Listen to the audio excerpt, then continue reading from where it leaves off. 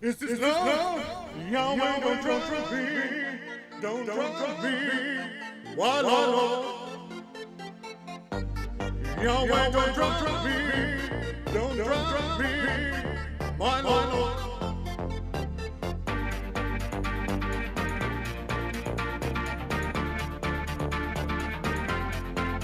Don't drown me.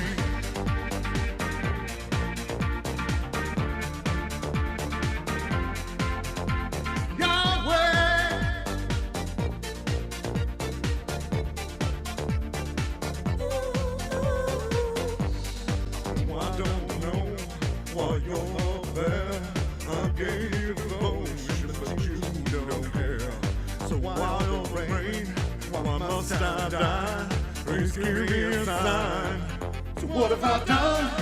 Yahweh, just tell me. Just tell me. Why, Lord? What have they done? Yahweh, my family. My family. Why, Lord?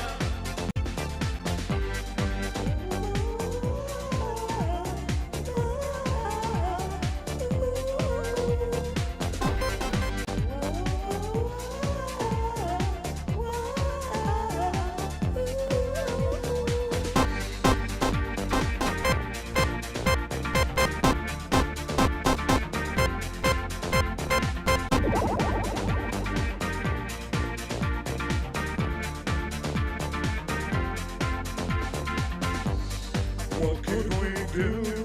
We didn't know the fucking angels was on the menu. We didn't partake in angel boom, but still we die. You're a fire, Yahweh, you fuck me. You fuck me, I'm no more. It's not fair, he's not loving, not loving, no more.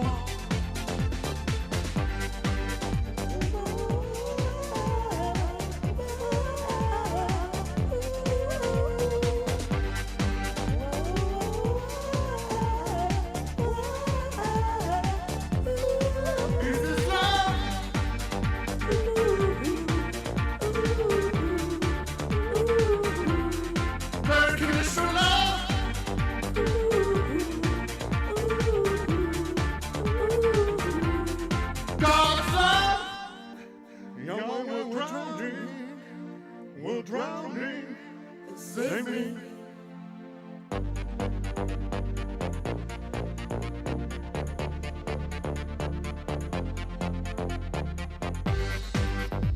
Don't drown me. Don't drown me. I want to live one more time together. We live our lives more time. Please change your mind.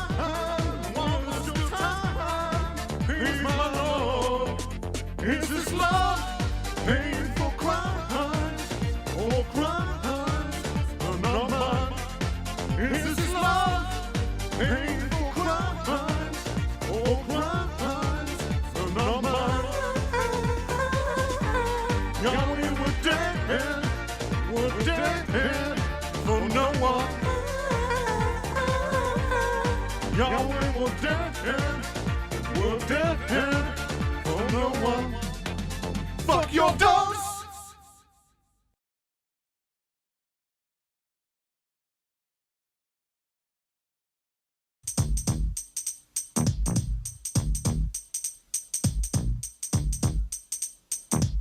Now this is a story all about how if your hand causes you to sin, cut it off. Just cut your hand off.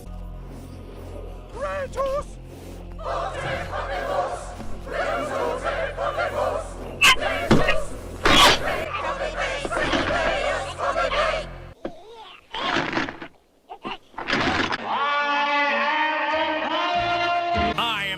Of the universe. I am the answer to all living things that cry out for peace. I am protector of the innocent. I'm the light in the darkness. I am truth. Allied to good. Nightmare to you. I have the power of God and anime on my side. Brilliant.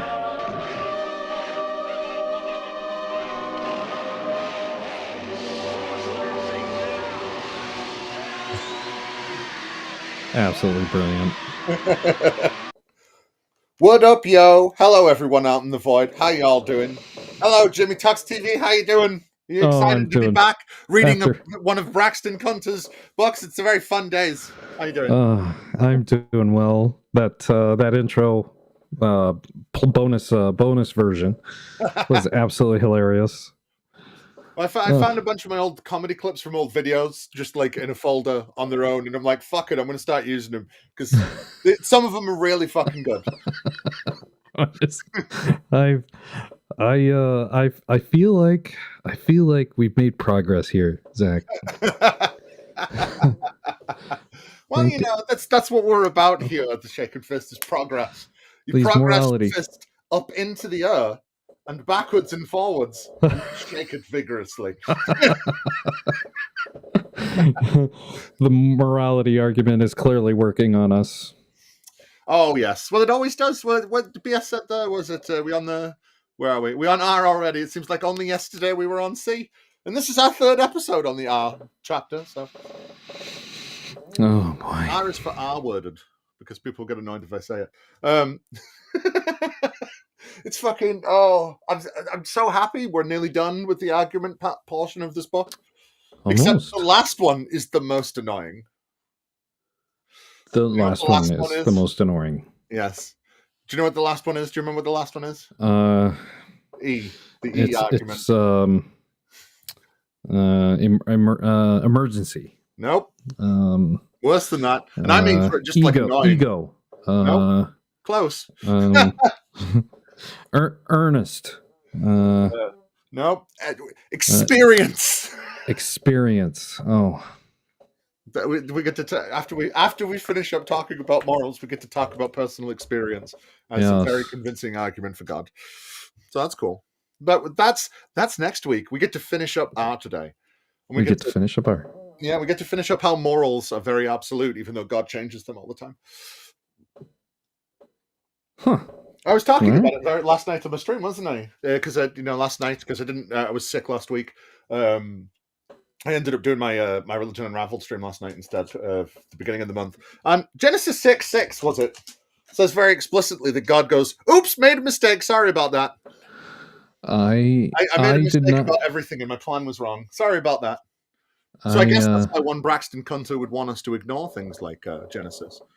I worked on a little bit of my video last night, and I worked on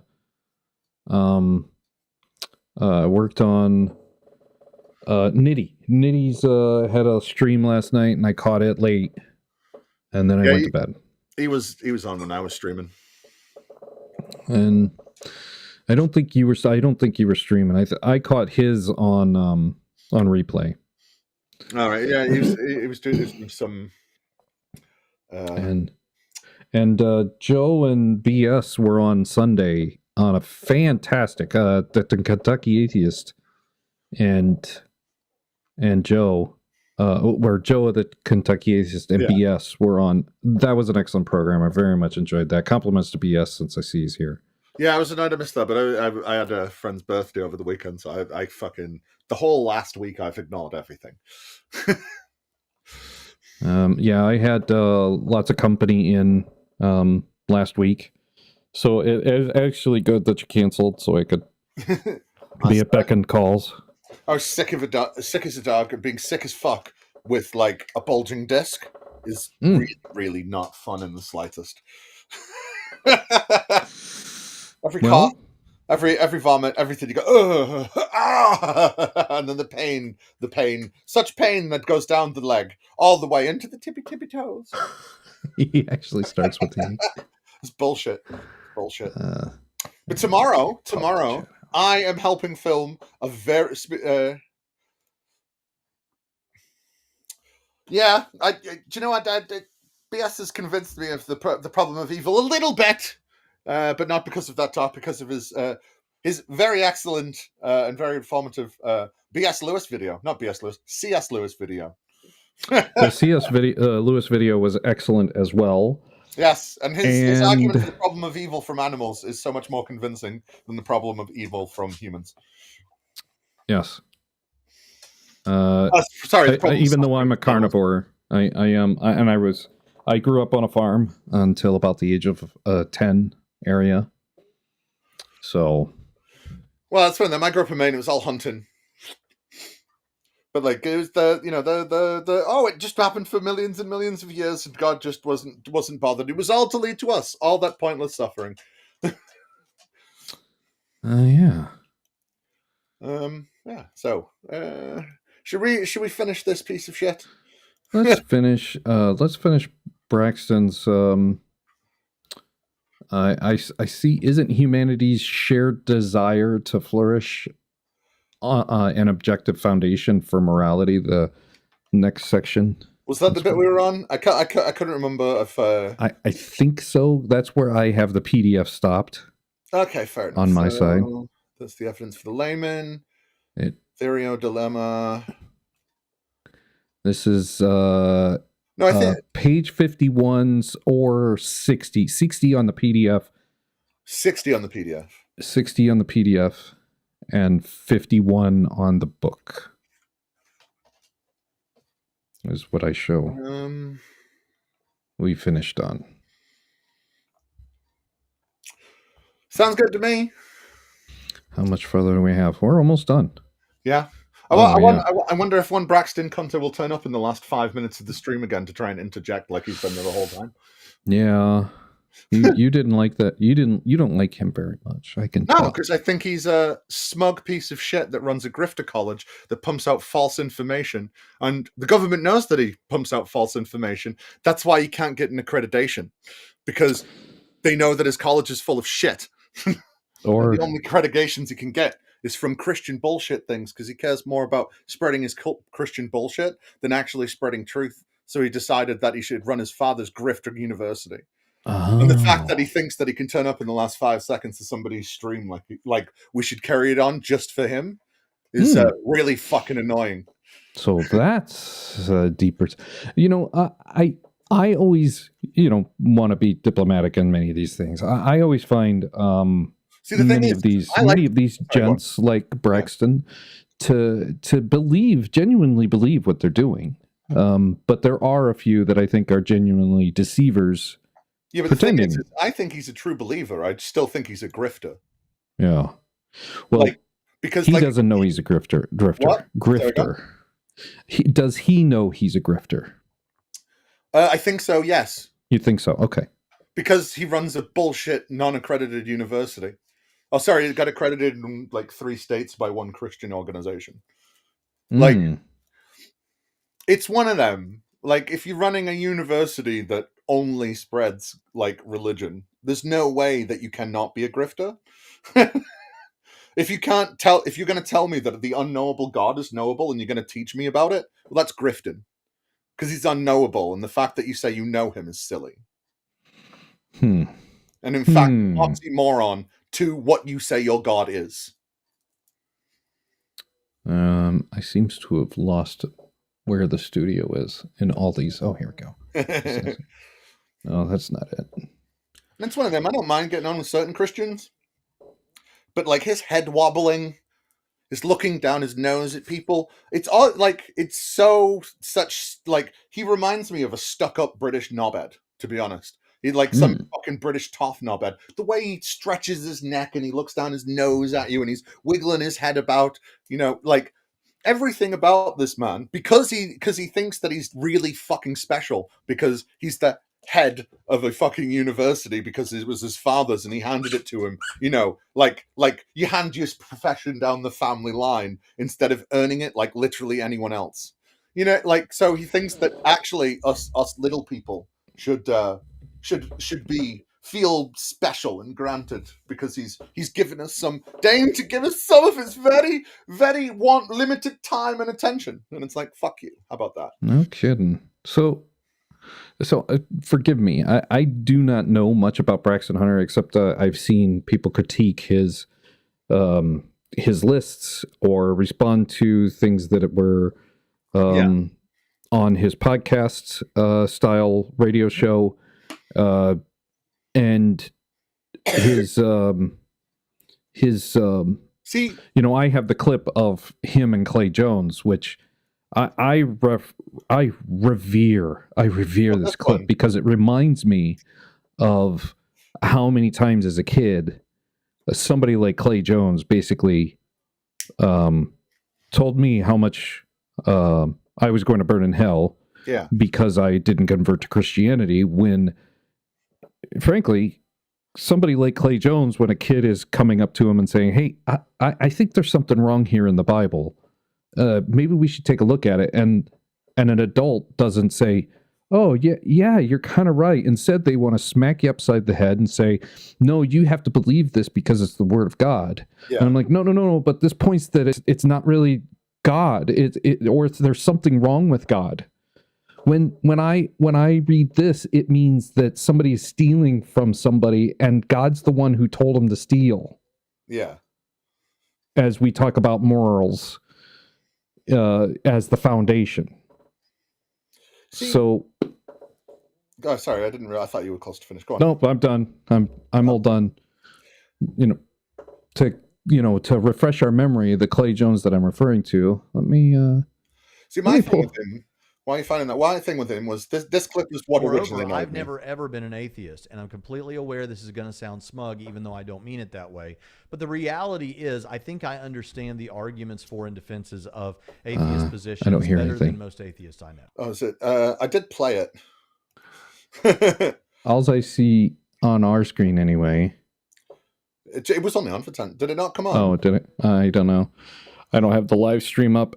All right. It's just, and maybe it doesn't play just like I can't see me. I can just see my audio cues. That's really But it shows I'm offline. I don't understand why it does this for you. It doesn't do it for anyone else. I know. It looks like when I'm looking, it looks like that. Yeah. That's weird. Yeah. I have no idea. I've never seen anyone else have that problem on this, so I have no idea. But it's just that little clip of him going, "I know I'm going to sound smug, but I think I know, and of all the atheists I know the atheistic arguments better than all of you." And it's like, you smug little piece of shit. You don't even use the arguments we use. You make them up, straw man them, and then act like this is everything, all of our arguments. And then he wants to say things like, "Well, I'm the nice atheist. I'm the nice Christian. I'm the Christian that all the atheists think are dead nice," even though all the atheists keep on telling him, "No, you're a conceited piece of shit. But I'm the nice one. I'm the one that people get along with." And then I've kind of forgot about him for ages.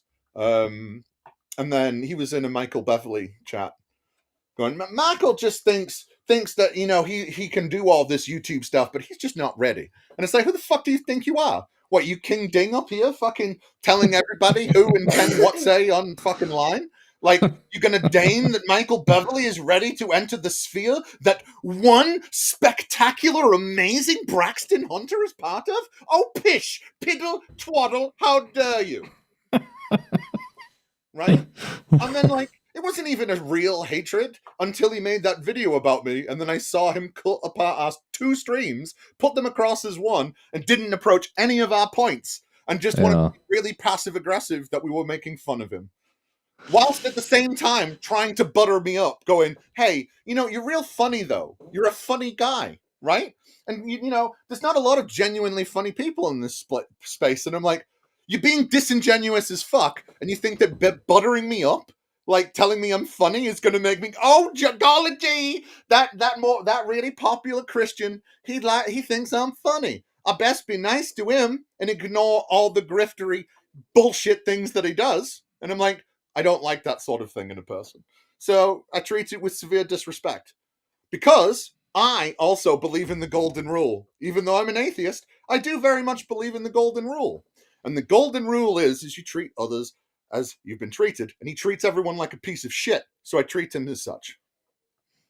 Now, if I remember correctly, Braxton Hunter and Trinity College, is that a Baptist? I think so, yes. I'm not 100% sure, but I'm pretty sure it is, yeah. Oh, yeah, here we go. Oh, wait a minute. He's former president of the Southern Baptist Evangelists. The director of evangelism. Interesting. It was like when he got pissed off that, I got a PDF of his book. And he's like, "Oh, I can't believe they're reading through a PDF of my book." And it's like, yeah, you're right. I did get it for free. I got it off your fucking website, asshole. You got it off of his website. I got it. Does he have a link tree or something? I don't see a link tree. I just searched Braxton Hunter core facts PDF, and then there's a Trinity fucking college link that gives you the whole thing. Huh. It was the second in the list. Let's try it. Maybe it's just UK. Braxton Hunter core facts PDF. Anyone who tells me BS, Look at that. anyone who tells me I'm funny is automatically okay in my book. Well, do you know what, BS? You're very funny. Oh yeah, it just pops right up. It's an active link on. Yeah. I sent it to him as well. Like, you know, when I was trying to be nice to him in emails. I sent it to him and said, "Here's where I got it from. If you don't want people getting it, like, you should probably do something about that." Put it on his YouTube page as well.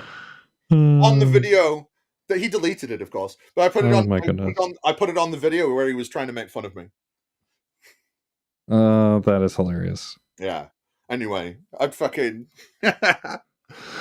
Yes. See, this is the type of confirmation we're looking for as atheists. When you make a claim that you don't like as a Christian, and then I bring the evidence to you by doing that Google search and replicating the results. It's a novel idea, I know, but it's very effective. It's very effective. He was like, "Oh, you can't be reading this online." And it's like, "Yeah, I can, dickhead." You see, the thing is about fair use is I'm not reading your entire book out like it's a fucking audiobook. I'm providing it for commentary, right? And not only am I providing it for commentary, even in his fucking video, he pointed out, "Oh, he's making fun of the first edition." And it's like, yeah, I am. You know why I'm making fun of the first edition? Because due to fair use and copyright rules, if I am not taking away from your market share, it is also it falls under fair use. So considering you have a second edition book and I'm commenting on the first, it does not take away from your market share in your second book and thus helps me in any legal battles you might want to ensue with, because I'm reading your fucking book.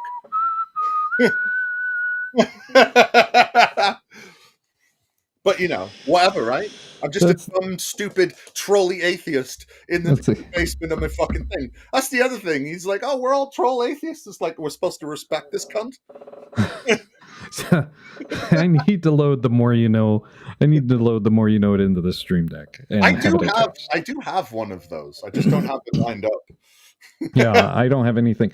I have a clip from I Am Bigger that I used. I experimented with, and I wasn't. It wasn't as intuitive as I was hoping it would be. Yeah, and it didn't solve the problem that I bought it for. So I don't know. Second, let me get the more.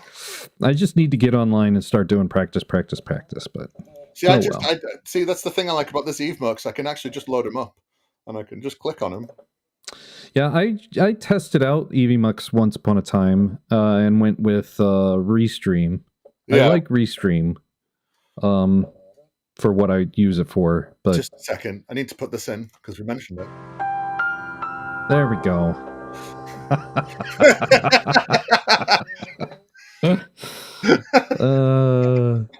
Yes. Right. Repeatable, testable results. You Google search Braxton Hunter core facts PDF, and for me, it was the first result. By the way, it was the first result. Nice. Yes. Maybe my repeated searches for it to prove this fact has pulled it up in its searches. Perhaps. Perhaps we've started a trend. You're welcome, Braxton. You're right, Braxton. Whatever. Fuck him. Let's read this fucking piece of shit. All right. Done. Host, shall I or shall you? Yeah, you start. I've been ranting. I need a moment to cool and settle. All right.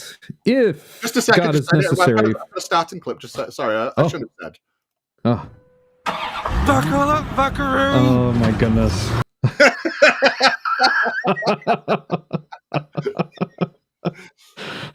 Onward. You know,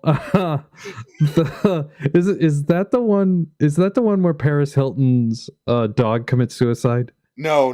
That's the one with Caitlyn Jenner running over everyone. Yeah. Okay. She's dead special and like the best. Okay. She runs over people because she's drunk and behind the wheel, and everyone starts clapping, going, "So brave, so brave."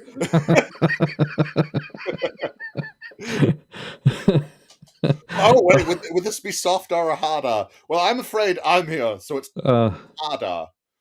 I've already said cunt 4 times. And that's not saying Braxton Hunter. That's just calling him a cunt. And if he doesn't lop off his arm shortly, then it's going to be hard for a long, long time. Long time. If you didn't watch the beginning, you won't understand. Lactose! Dominoes!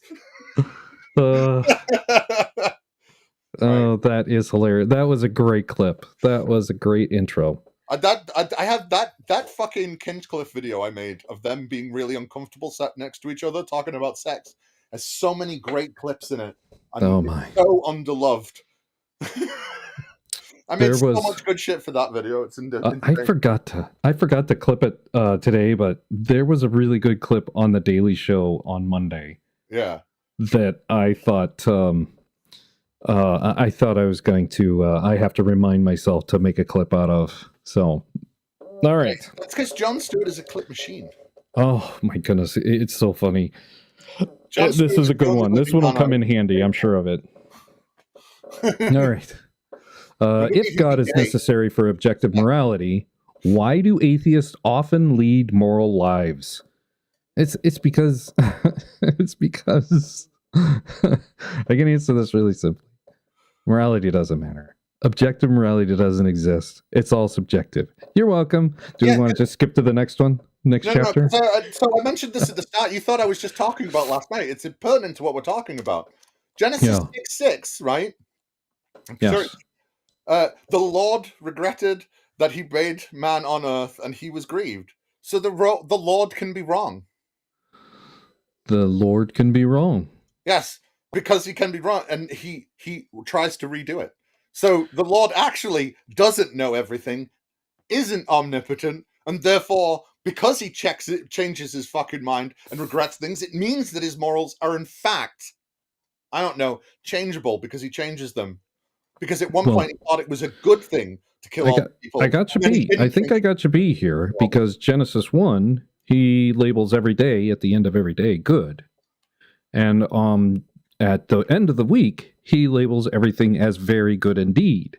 Right. And then the very next chapter in Genesis 2, he's reiterating creation day 6, and he states emphatically that there is something that's not good. Yes.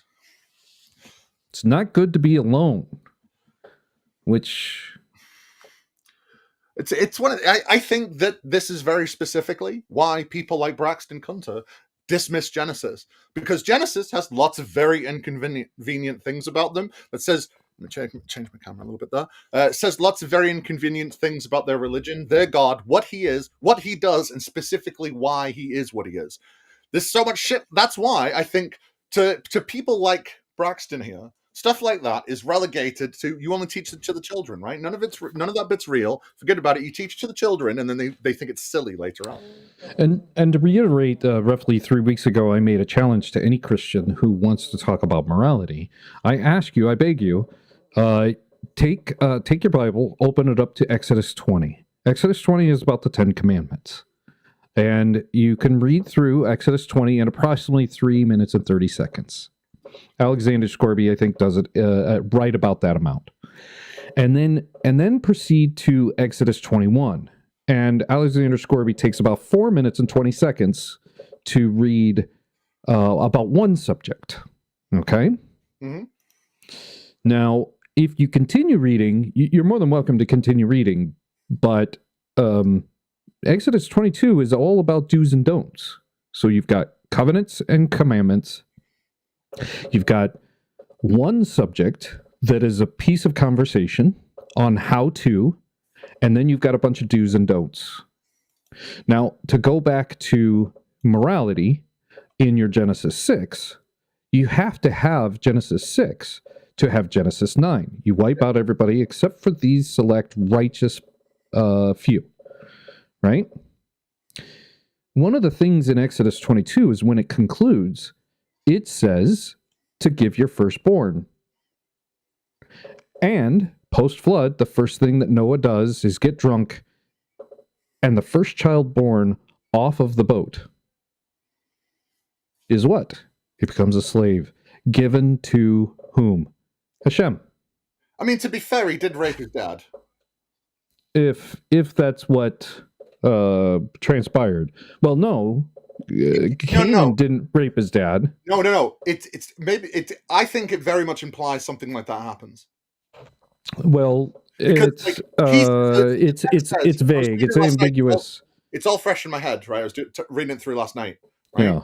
So it says that he saw his dad naked. He went and told his brothers. They walked backwards holding a blanket and covered him, right? But then his dad got angry at him and said he got angry at what he did. No, he got angry at what he didn't do. No, that's not what it says. He got angry at what he did. Well, the punishment is dished out because of what Ham didn't do. What's that? I don't know what he didn't do. See, to me, but it's enough to enslave the child. Just a sec. The Christians right now are going, what the hell are they talking about? This isn't in the Bible. Surprise. This is your morality. Maybe it's just the version I'm reading compared to... It could be. I'm a King James version onlyist atheist, you know. Wow.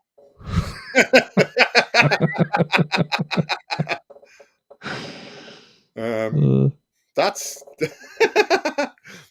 I hate this. What? Not the one I'm using.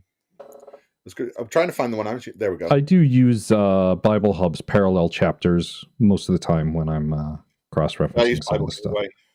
But I use the New Revised Standard version. Yeah. New Revised Standard version. Well, it's the one that Bart Ehrman and other scholars say they use, so if it's good enough for them, it's good enough for me. Yeah. That's the way I look at what's the best one for Braxton? Don't know. Does his church make one? No, it doesn't. That's a good question. Does Trinity... Right.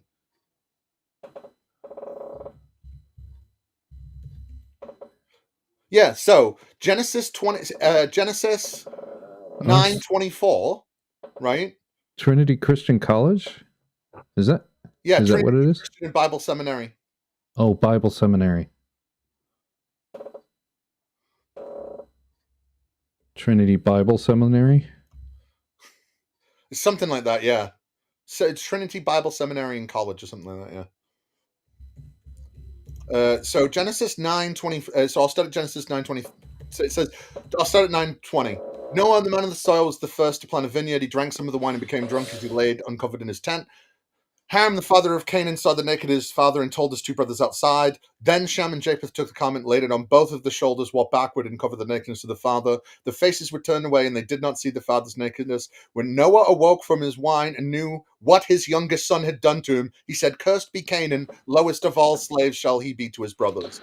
But the thing is Canaan is the grandson to Noah.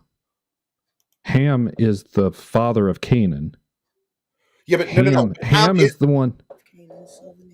Ham is the one who saw his brother. Right, sorry. Yeah, but my point... saw his dad. And it's the grandson, or Ham's child, Ham's son. That doesn't change my point, though. So to me, you think the grandson Ham raped him? You think he raped him, or he... Maybe not sexual assault, maybe it's not full rape, but the fact that he says when Noah awoke from his wine and knew what his youngest son had done to him. Yeah. But the curse goes to Canaan. No, it might... That's fine. That's fine, okay. Change my point about what happened to Noah, though. So, because whatever Ham did was so egregious, whatever new means, canoe. Yeah. Whatever canoe means, knew what his son had done. He punishes his grandson, or Ham's firstborn child. Well, that's what God likes to do. God's favorite punishment is on the children. I've heard it put forward that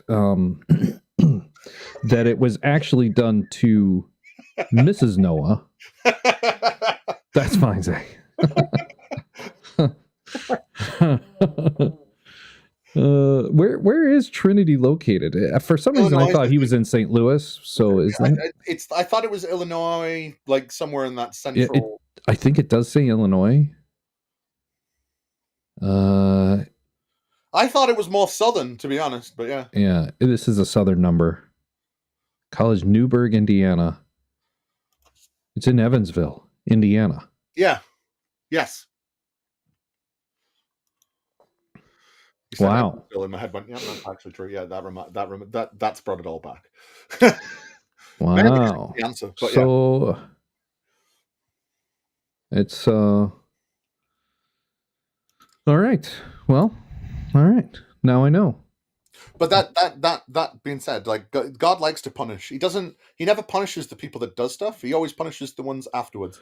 Right. Well, the New Testament is where that changes. Because the Old Testament is full of that, hey, you've eaten the fucking fruit from the tree, all of you kids will be punished. David does the bad thing with Bathsheba, and he's like, I'm not going to punish you, and I'm not going to punish your grandkid because you were so holy. But after that, they'll get punished. And, it's also, was it the Old Testament's where it's like, I shall not visit the sins upon you, but the sons, and the sons of the sons, and the sons of the sons of the sons, up to the 7th degree, and stuff like that. Yeah. So, if we're going to say that God's morality is absolute, then really, when I commit murder, my son, daughter should go to prison because they did the thing, not me. They're the ones. The iniquities of the father, of course. Just like, John, it costs a decent bottle of whiskey. Decent doesn't mean expensive, but it does mean not cheap. Okay, I could live with that. I think that's a fairly decent, because I can then have a decent whiskey.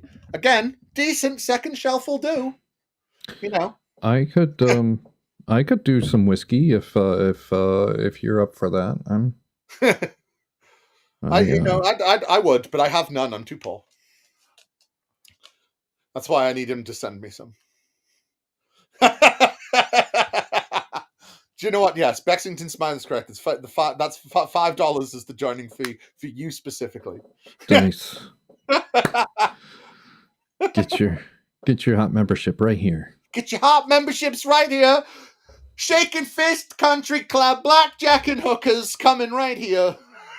All right, keep the hookers. Cup your blackjack. Be sure to cut off your hand so it doesn't offend you. Well, if it's good enough for God. Right. It's good enough for God. This represents... So, you read the title. This represents a serious misunderstanding of the argument. Christian defenders are not saying that atheists cannot act morally. The fact that they do is evidence of objectively moral values. Is it? They act in the way I want them to occasionally. That means I'm more correct. Like, how the fuck do you, as a person that is trying to say things genuinely and honestly, say things like that without, like, any hint of how fucking griftery and stupid that sounds? The fact that occasionally people act like I want them to means that all of my arguments about objective morality is more correct. That's so fucking dumb. No, but there's different tiers of membership, and Mr. Swift, don't worry, you'll be quite high up the list. But yeah, like, I just don't see how you can say that, like, honestly, without, like, you know what I mean? Well, like, so I decided not to kill someone. That means that God's morals are right. What? That's fucking dumb. But that's what happens when you have theists that only argue against other theists, right? And think that they come, because they've argued about it with other people that mostly agree with them, that means they've come to some kind of greater consensus just because they've talked about it a bit. That's the problem I have with philosophy. Philosophy does not bring enlightenment. It merely brings the thought and feeling of enlightenment. If philosophy was really good at figuring out stuff, we wouldn't need science to fucking show us the answers to everything. So, the idea that you think that because you've argued about it enough and you think you can find a little bit of wordplay or something to do with your argumentation that means we automatically prove you right doesn't mean that's the way it is. Sorry, I have a little clip I need to play. It's only a couple seconds long, as is most of my clip. Oh, obvious. I'll grant you it's obvious. Trouble is, just because things are obvious doesn't mean they're true. And that's what these people rely on. They rely on you to intuitively agree with them and not to look further into it. That's why grifter fucks like this get all antsy when you start reading the book out to people.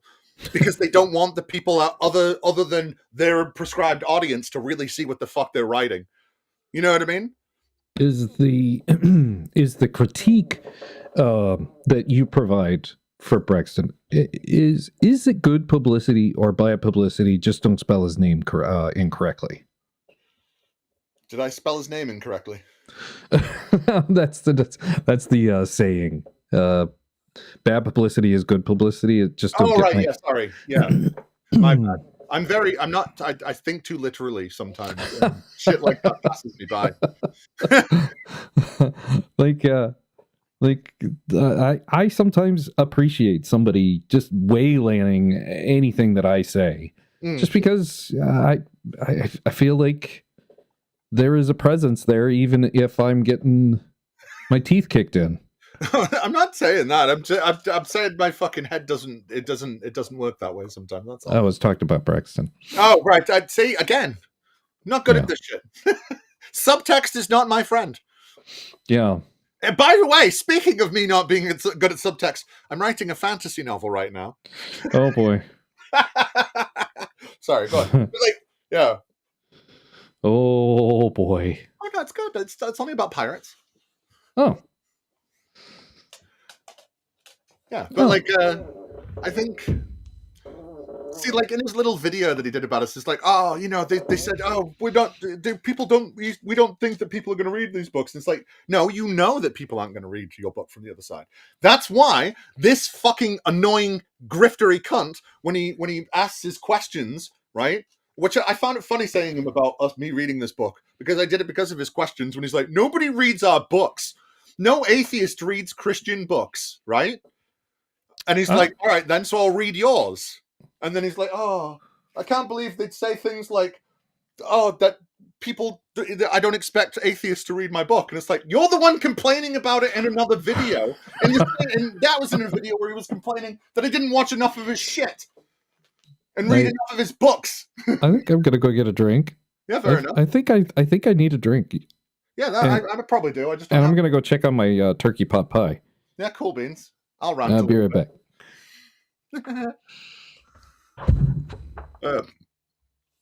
I mean, I could be, but I'd be more like Tolkien than C.S. Lewis. I'd write good books. I mean, yeah, I'll write good books. Because Lord of the Rings beats literally, even The Hobbit beats anything that fucking C.S. Lewis wrote. I'll die on that hill. And Tolkien was also more religious. I mean, all of Middle Earth is just Christian mythology. People forget, very few people either realize that or forget about that, about Lord of the Rings.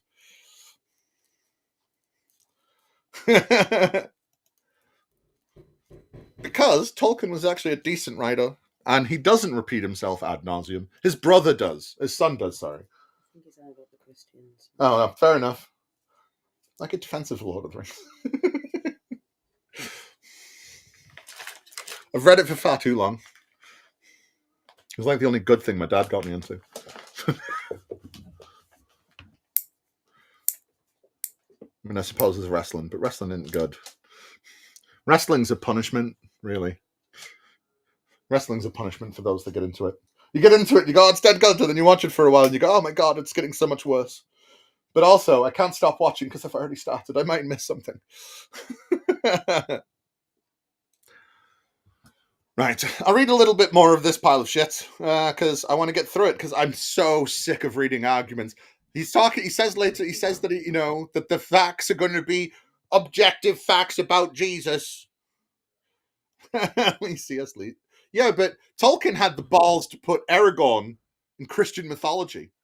Okay? Frodo, Aragorn, Elrond, Galadriel, Halathrin, fucking... I know all the names. I've got spot blindness because I can't remember the fucking one that came back. Glorfindel, I know the names. You put them all into Christian mythology. Every single one of them. They all led up to Jesus. because the Iluvatar is in fact the Christian god, and it is not Yahweh. Because even Tolkien turned Yahweh into a polytheistic religion of many gods.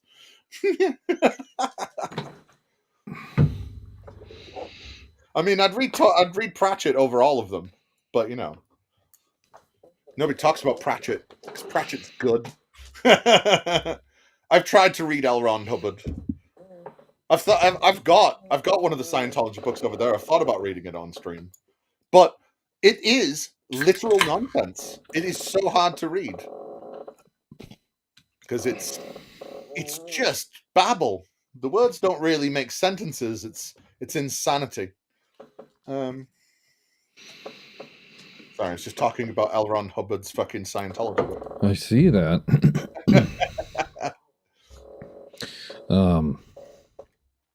Yeah, so somebody at non-alchemist made his first video in, like, I don't know, 6 months. Came out today. And he made a really nice point on Richard Swinburne. Yeah. You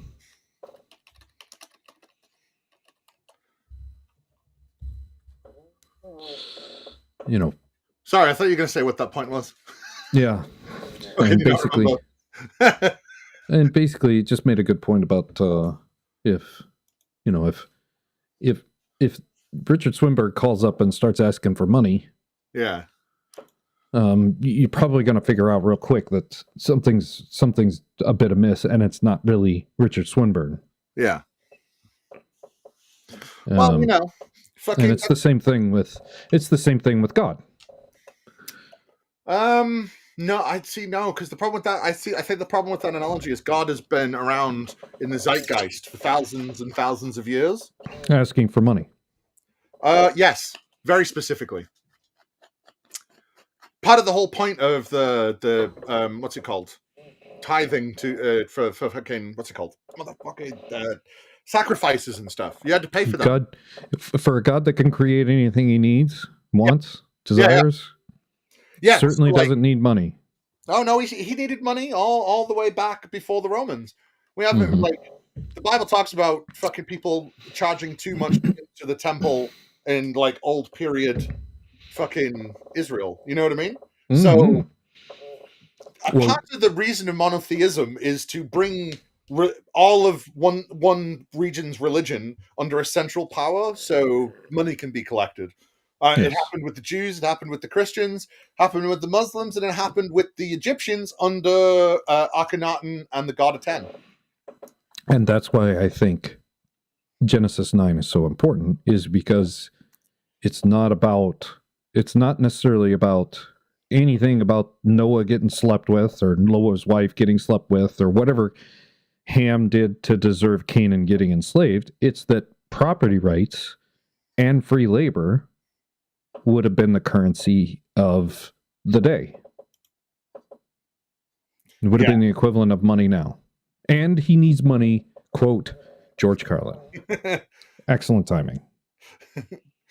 God needed to make blood as his currency. Yeah, well, see, I had a weird thought last night, and I've never thought this before. Well, but don't know about because when Baxington's sat there, she's usually working, but she's off. Was it fucking? Because they were saying like, it's so before the flood, God lets everybody eat grass, and that's it, right? Basically, because plants aren't alive in Genesis, right? Very plainly, plants are not alive. God says he's going to kill everything, and he names all the things he's going to kill. He never mentions plants. So when he kills everything in the flood, he's like, I'll kill all the animals and the things that keep on the ground and the things that fly in the air, but he doesn't say plants. And then when they all fucking when the flood comes back, he's like, oh, they were all violent and everything. So now you've got to eat the animals. It's almost like God went, do you know what? You kill them, and because he says that they're actually literally infecting the earth with their evil, like it's a plague. So it's like, well, if you just kill those things, then you won't infect the earth. It's weird. I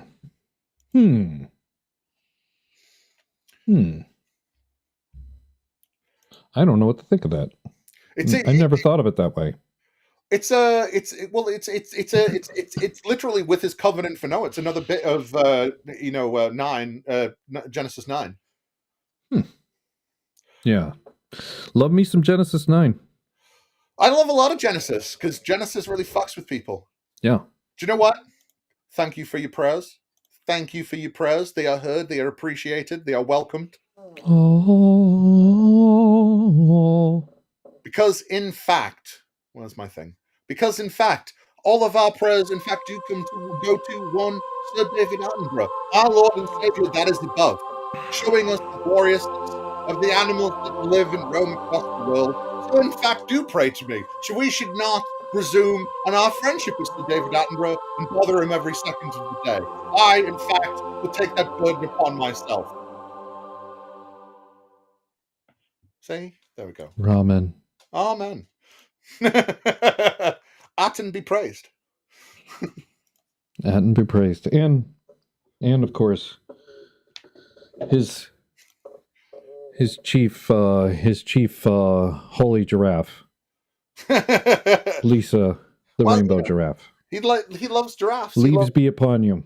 He loves all animals. This is my idol worship, by the way. Hey, Lisa rainbow giraffe. God wants you to idol worship. Yes. Just not other god idols, just his god idol, which is all of us. So we're supposed to be nice to all of each other, irrespective of anything, because in fact we are all idols of God and not just made in his image and likeness. His image, in fact, does mean the physical embodiment of him on the planet. So in fact, we should treat everybody with love and reverence like you would the Lord. I'm looking forward to this. Yeah, it'd be nice if we did. So here we see the arrival of Zachary. Well, you know, one of Earth's finest podcasters, but some doubted, as Braxton Hunter objected. Do you know what? I could live with this. Just soothing tones, narrating everything I do and my being. Do you know I could deal with this? The Zach will be admitted to a heaven unknown to many, because only the select few worshipped Sir David Attenborough. Well, you know, he who is above demands that we respect that what he made and not disregard it, trample over it, pollute it, poison it. We should in fact love his creation as we love him. This makes me reminiscent of the B.S. Lewis video in which he makes Michael Jones from inspiring philosophy into a mouse. A cute little mouse. I'm gonna, you know, if you want to be alone with Michael Jones's mouse, I can go away for a few minutes. You know, you can have your fun and we'll come back. See, get it, come back. I'll let myself out. Are we even going to talk? Are we even going to read Braxton Hunter today? Good night, folks. Thank you. we got a Dave Attenborough, and it was so much more pleasurable and entertaining. Well, that's one of them. I've just been dreading doing it, so it's fucking. I'm procrastinating. I'll just read the fucking thing. Let's get right. Come on. We've gotten one paragraph in, right? We've got no. No. They too have knowledge of moral truths that have been hardwired into the human race, with 3 sentences in. Hey, this has become our pace, and you know, we just have to accept it and go along with it. So this becomes apparent when atheists begin talking about the evils that religion has brought upon the human race. You see, if they argue that we've done bad things, then it means we're right. Yeah. Don't you love philosophy? Where everything in philosophy isn't actually about being correct. It's just about, you know, like I said before, it's just about making sure that every outcome means I win instead of being right. Right. It's that Pine Creek clip in which he lights his yeah.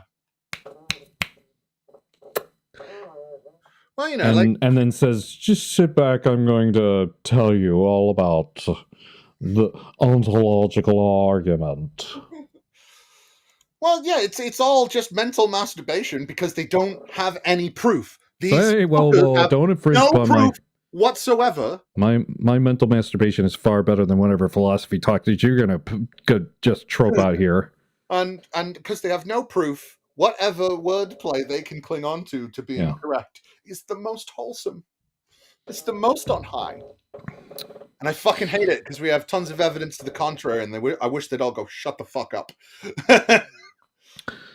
That was put there by the devil, the DVL, to confuse and tempt.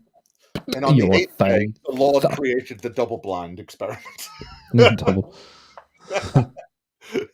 3-body problem. Man, can you explain that thing from that TV show? It's like, I don't have to. Shut the fuck up. These people, man.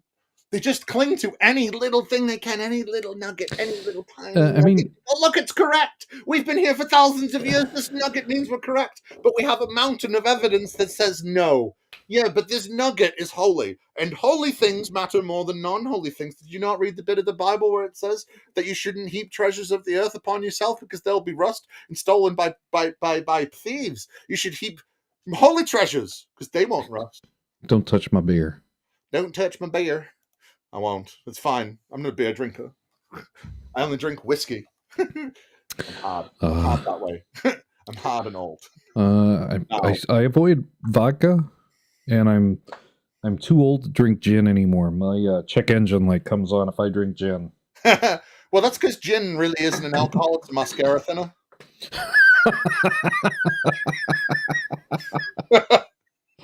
I had a buddy that always used to say some variation of cheap gin is better than a Viagra. Is it? That's what he say. And all right. there are times I would have to agree with him. I can't deal with gin. It tastes like bug spray. Yeah, it does smell like somebody took Pine Sol and distilled it's like it. eating clams. I can't eat clams because they taste like the smell of the sea, and I shouldn't be tasting smells. I understand that 70% of taste is smell, but my point stands nonetheless. Yes. I say something like that to my boss when he asked me if I got a document. And I was like, not yet. It'll be here shortly. And he'll say something like, get out of the kitchen if you can't, recreate the recipe or something like that. Yeah. I'm like, hey, hot's not a flavor, but it makes food taste better. Man, I wish British people would learn that shit. Fucking, it's not a flavor, and it doesn't make things taste better because that's the only flavor they have over here. It's hot. Yeah, they like. It's spicy, man. They make spicy chocolate. They make spicy chips. They make spicy fucking cola drinks. They make spicy everything. Everything's about making things as spicy as possible, and not flavored spicy, just hot. Just painful. So like they make curries that India wouldn't dream of. You know what I mean? Any spicy curry you can think of, I'll guarantee you I reckon it's British. I do enjoy a English breakfast. I think that has lots of flavor. And I do enjoy a meat pie at the pub. Yeah, but a meat pie is nice, but it is also flavorless meat. It does not have a ton of flavor. But I do enjoy. And I enjoy an English breakfast, but what do you consider an English breakfast? The English breakfast is usually two eggs, couple bangers, 2 types of blood sausage, and beans, and tomato roast, grilled or roasted tomato, and there's one other ingredient. 2 other ingredients? Yeah, bacon. Oh, bacon, yeah. And mushrooms. And mushrooms, yes. Mushrooms. See, I ask because living in Britain, I experience American stuff all the time. Mm-hmm. And it's never American. Never. Try this American style hamburger. It's like it's a fucking hamburger. There isn't an American style. It's a fucking hamburger. Try this American style muffin. It's a fucking muffin, okay? Chill the fuck out. I went to this pub. Okay, cool. Speaking of check engine lights. We've got 2 brew pubs in close proximity to work, and I go to them all the time, and I get their double cheeseburger quite often. Both have signature double cheeseburgers that are just fantastic. Yeah. And I go to this other pub that's kind of a triangulation around it, and I ordered their double cheeseburger expecting it to kind of be similar to the other ones that are signature. No, it comes out. It's 1 pound of beef. it's 1 pound of beef, bacon on it, onion strings. It's just loaded to the. Yeah. And so I consume it. My buddy's with me. About halfway through, he grabbed a napkin and just like dabbed the grease, burger grease off my face. Yeah. And he was like, "You didn't mess around." He's like, I didn't know I was ordering that big of a sandwich, but I wasn't gonna let it go to waste either." I found out just mental shit, like how little these people eat and think it's a lot. So you get like people over here, they go, "I got a fucking quarter pounder at McDonald's. It was so much," and it's like, what? Quarter pounder over here is a quarter pounder before it's cooked. Yeah, a quarter pounder is smaller in Britain than it is in America. It's insane. Yeah, it's always pre-cooked weight, but who knows what? No. I mean, like it's a quarter pound before they fry it there, and then it loses size because of all the shit that comes out. It's mental. There's all water in it. Could be. Yeah, man, yeah. I'll slag off British food all day, but we gotta get through this book, otherwise okay. We're You're at. I'm just ahead. This fucking come on. Oh, with you this and Dave. Mux does not like me wearing. Hey, there we go. Right. I'll finish this fucking paragraph. Okay. Let's finish. We'll get one sentence at a time. Frequently, atheists will argue that the Crusades, the Spanish Inquisition, and fundamentalist views on homosexuality and abortion and misogyny of all religious people are the evils that resulted from the belief in God. Yeah, and do you know what the difference of that is? Is there's a difference between, thinking that evil's inherent in the universe and it's made by God, and using it as a colloquial term for something that's really bad. Yeah. Here's the thing. I would agree with, especially fundamentalist views on homosexuality. I would agree with Braxton that there was a God that created us just male and just female. If I had never seen somebody who had clearly had mixed genitalia from birth. And that means there's more than 2 categories. Yep. So you have a problem.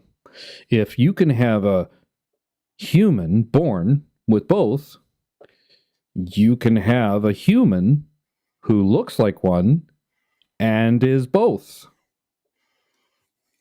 Yeah, it's almost that simple. It's almost like actual human facial features and stuff like that is actually pretty universal across both sexes, and and those things actually get changed by the amount of endorphins, testosterone, and fucking shit that, and the other one, estrogen that flows through your body actually changes your morphology. I usually look at somebody who is transition. I usually look at their wrist.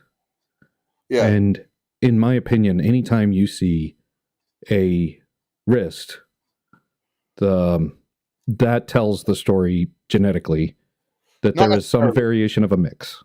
In my opinion, it depends. It depends on that. Like, I kind of get what you say, but stuff like that does depend on a few things. There's a lot of there's more factors than that, but no. But what I mean, even is like I meant like if they've transitioned or something, or like picked a sex if they were more of a hermaphrodite or whatever it is now. Then like it also depends on your age, because puberty affects morphology and stuff like that as well. Yeah, and then abortion is shouldn't be up to a religion that hasn't proven that their God actually exists. I mean, I don't think abortion should be I don't think a religion should be against abortion when it tells you in the Holy Book that actually abortion's okay. It shouldn't be a part of politics. It shouldn't be a part of religion. It should be part of healthcare. It's nunya. It's nunya. You don't want me to go in church and tell you what you can and can't do. Don't go into somebody else's doctor's office and tell them what they can and can't do. Yeah. There is an oath that protects me, not laws. An oath protects me, and I'm willing to accept that law. But, all right. Yeah. But back to the book. Like, it's fucking... Spanish Inquisition. Nobody expects the Inquisition. It's just like, yeah, you guys did bad things, but bad doesn't mean objective. Because, I don't know, it seemed like a lot of Christians at the time thought it was a pretty good idea. Yeah, well, it's the Spanish Inquisition is the same thing as gut maintenance. So, same thing. If we did it for God. So if we say it's bad, then we're accepting God's objective morality, even though God's objective morality is apparently on their side, saying that it's good. No. If you want to say it's from God, I will let you. I won't believe it's from God. I'll believe it's from humans, just the same as allowing homosexuality, allowing abortion, allowing the free practice of religion, and not being forced one way or another that it should be indicated that onward Christian soldiers come marching down your door. Yeah. No, it shouldn't be mandated. You should be able to go to grifter colleges like this and learn it instead. Exactly. Yes. I don't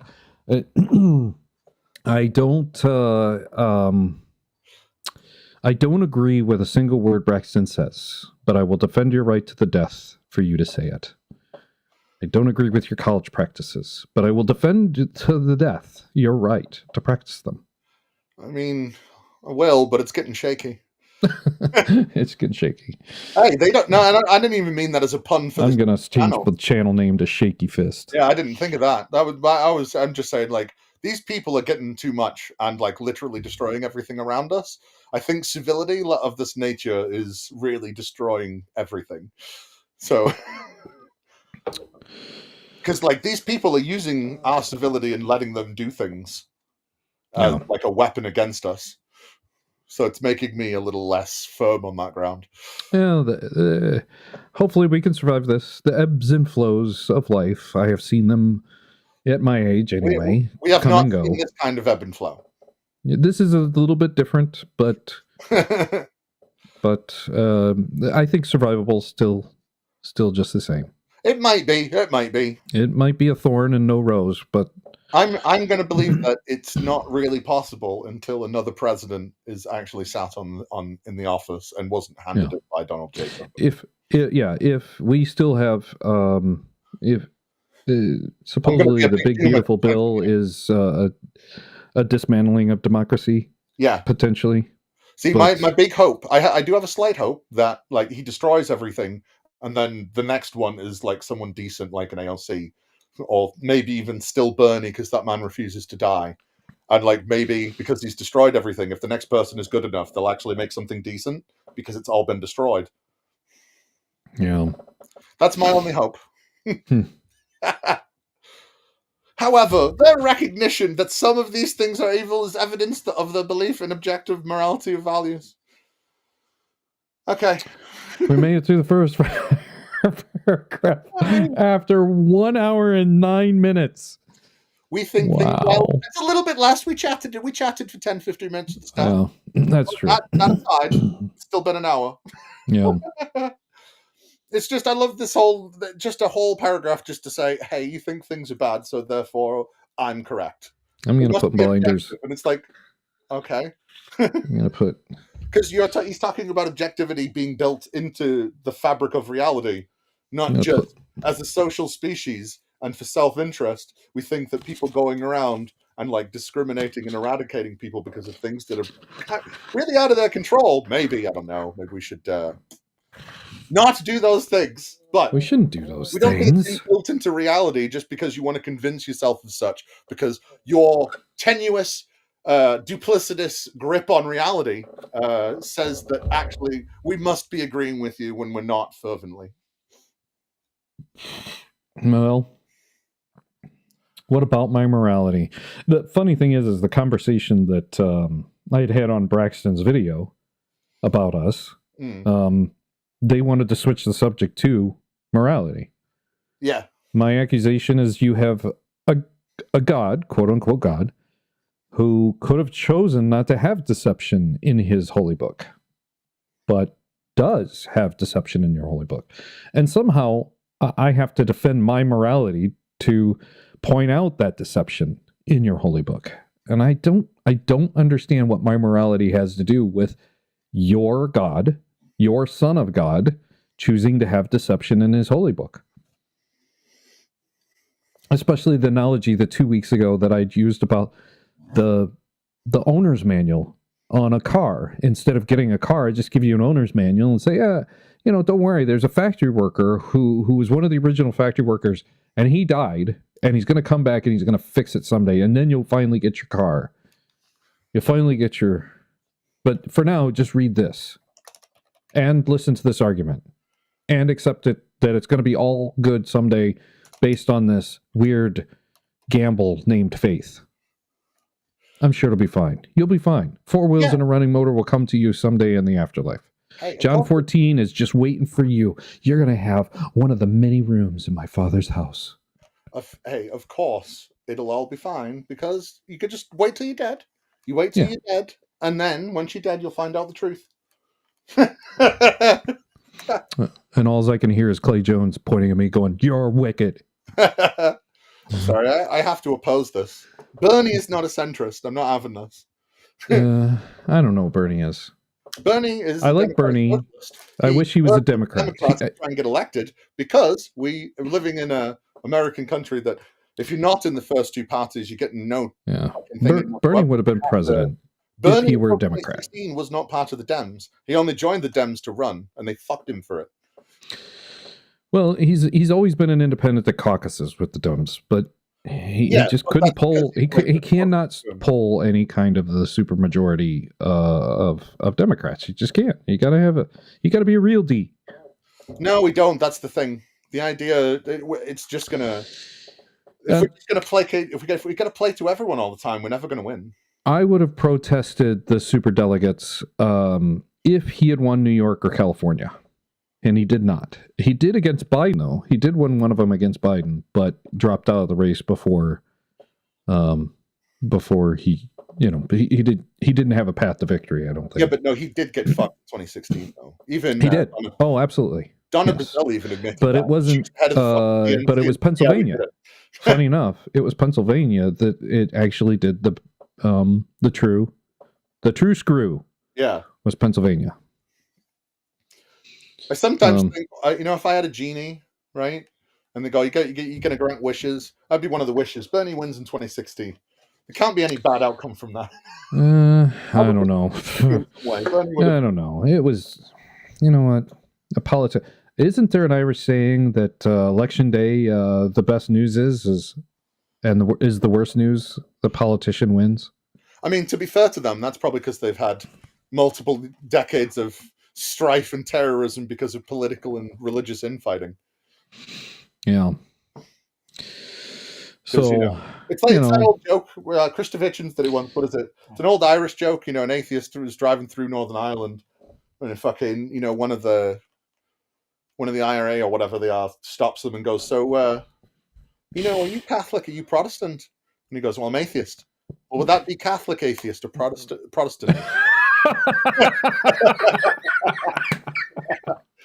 I would have to fall into the category of Protestant, evangelical, fundamentalist, atheist, King James onlyist.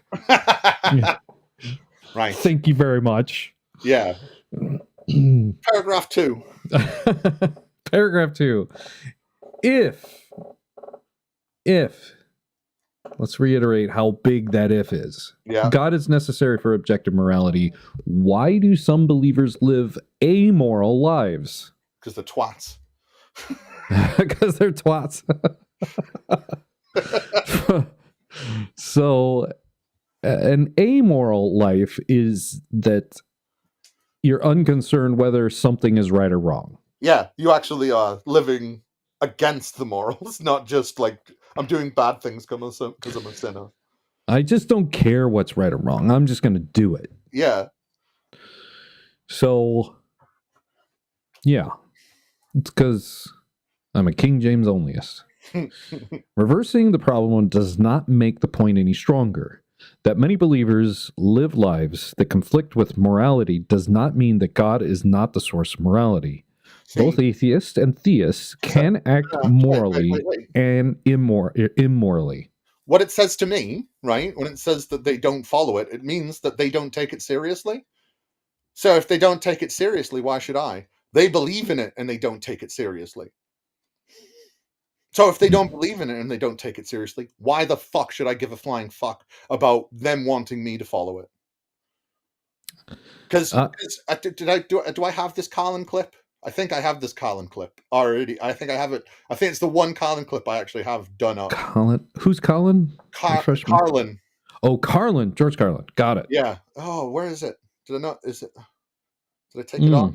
It's the problem. I've got too many clips up, and I'm not good at like fucking just going. It's I need to like sit here and memorize them all one day. Oh, come on. Where did it go?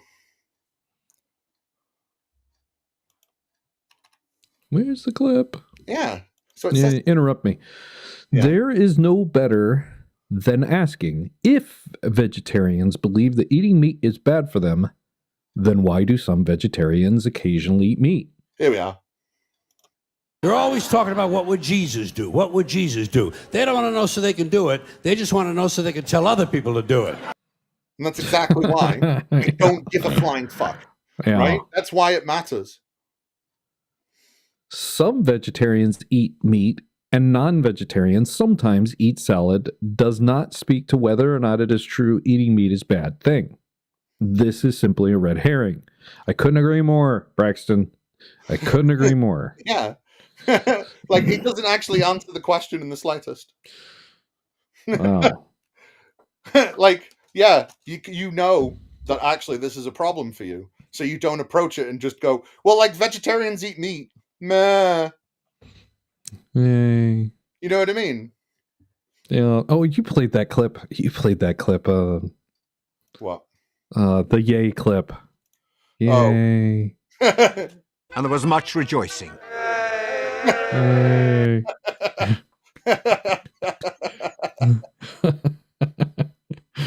That's a great clip. Yeah.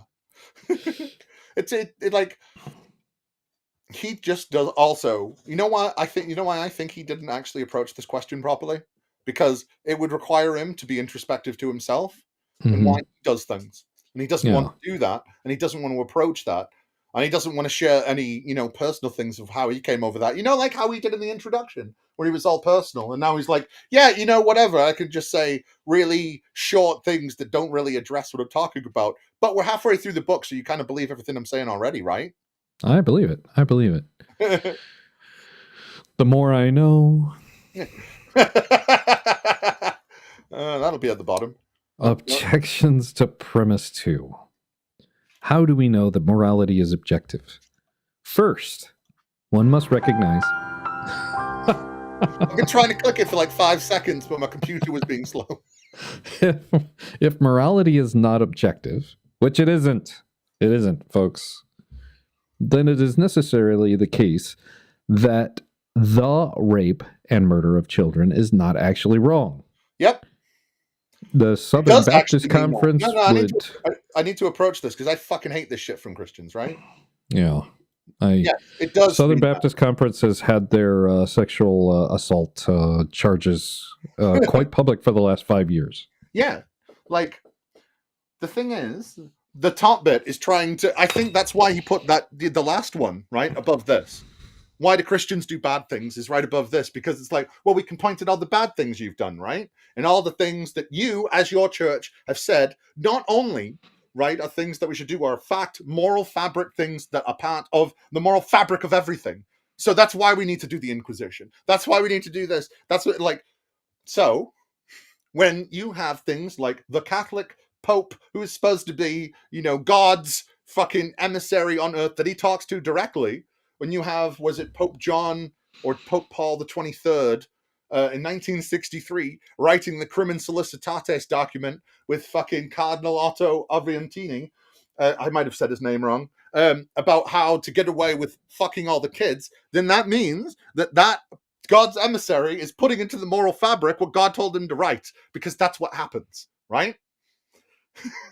So we're supposed to sit here and be all abashed because, oh, we're going to defend rape and murder of children. But the thing is about morality isn't just the fucking extremes, okay? Morality is also the day-to-day things, and there's a lot more gray there. And they want to say, because we inherently think that it's bad, because as, I don't know, living creatures that have children to procreate again and, you know, I don't know, keep this fucking species going, it's almost like we actually feel like we should take care of them more, I don't know, for that very reason, right? And it seems like, I don't know, as a social creature, we might take that a bit more seriously, build structures around it, because that's what social creatures do. Now, he wants to put that as, well, God made it in us, instead of looking at the entire history of the human fucking race and going, actually, it seems like every step of the way, we tried to treat things a little better. You know, some places did better and some places did worse, but overall, we can say the barbarity and the evilness that used to be the primitive world, you know, it tapered off through the years, right? And I'm not saying it's great now, but the point is we can say there's a downward trend. So if that's the case, then how the fuck are we not supposed to go, well, no, that's obviously objective morality. People used to rape kids and all the fucking time, and it was an okay thing. Like, the whole idea of the Fourth Children's Crusade was so fucking, there you go. The whole Fourth Children's Crusade was to get rid of all the children that were left over from the last crusade that failed miserably. You know what I mean? These people do not give a flying fuck about it, and they want to talk about God says that raping children and murdering children is bad. Well, I'm going to ask you to read Numbers, because I can't remember. I should have had this quote up, and I did on my notes, but I can't remember, right? In Numbers, I can't remember if it's the Amalekites or the Moabites or whatever, when fucking Moses goes, kill everything, including the women and the children, but not the children that have not known the touch of a man. Take them for yourselves. So in fact, God himself is ordaining the rape and murder of children. So God thinks it's objectively moral to rape and kill children. Or God doesn't exist and just some human was like, so here's the new rules for the plunder of war. Yes. So yeah, of course, but actually I'm approaching subjective. him on his level. You know what I mean? Because, like, he's the one saying that objective morals are right. And if the Bible is true, and that God is giving instructions, God thinks the rape and murder of children is moral. All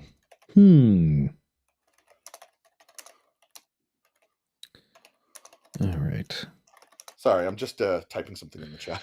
Yeah, we'll finish reading. Yeah, go on. All right. All we can say, philosophically speaking, speaking, of course, is that we don't generally like it. The same is true of an evil thing one can imagine.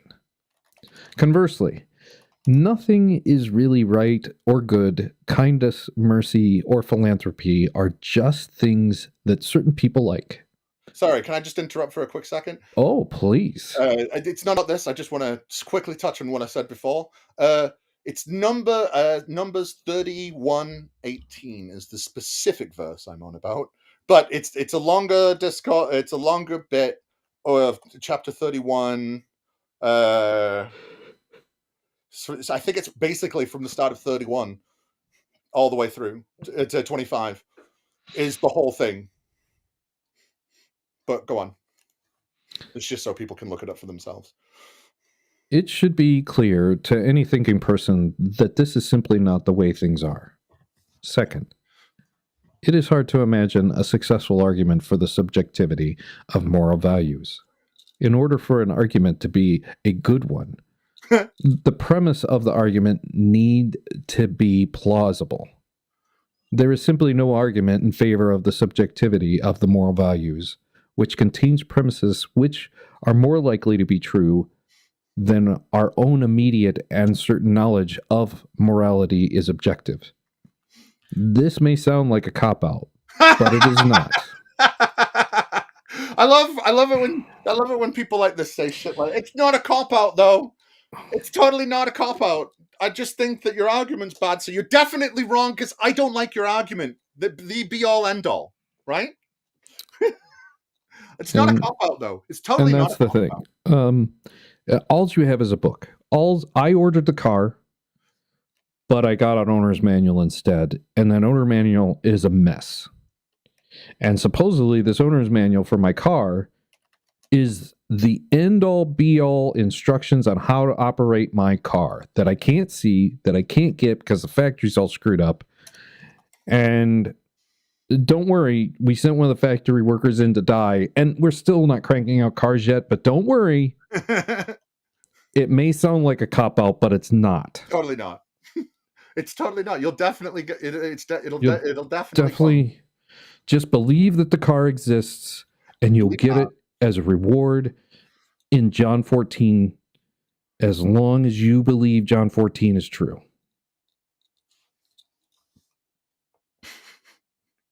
So, right, he's going to give us a different example of something completely different.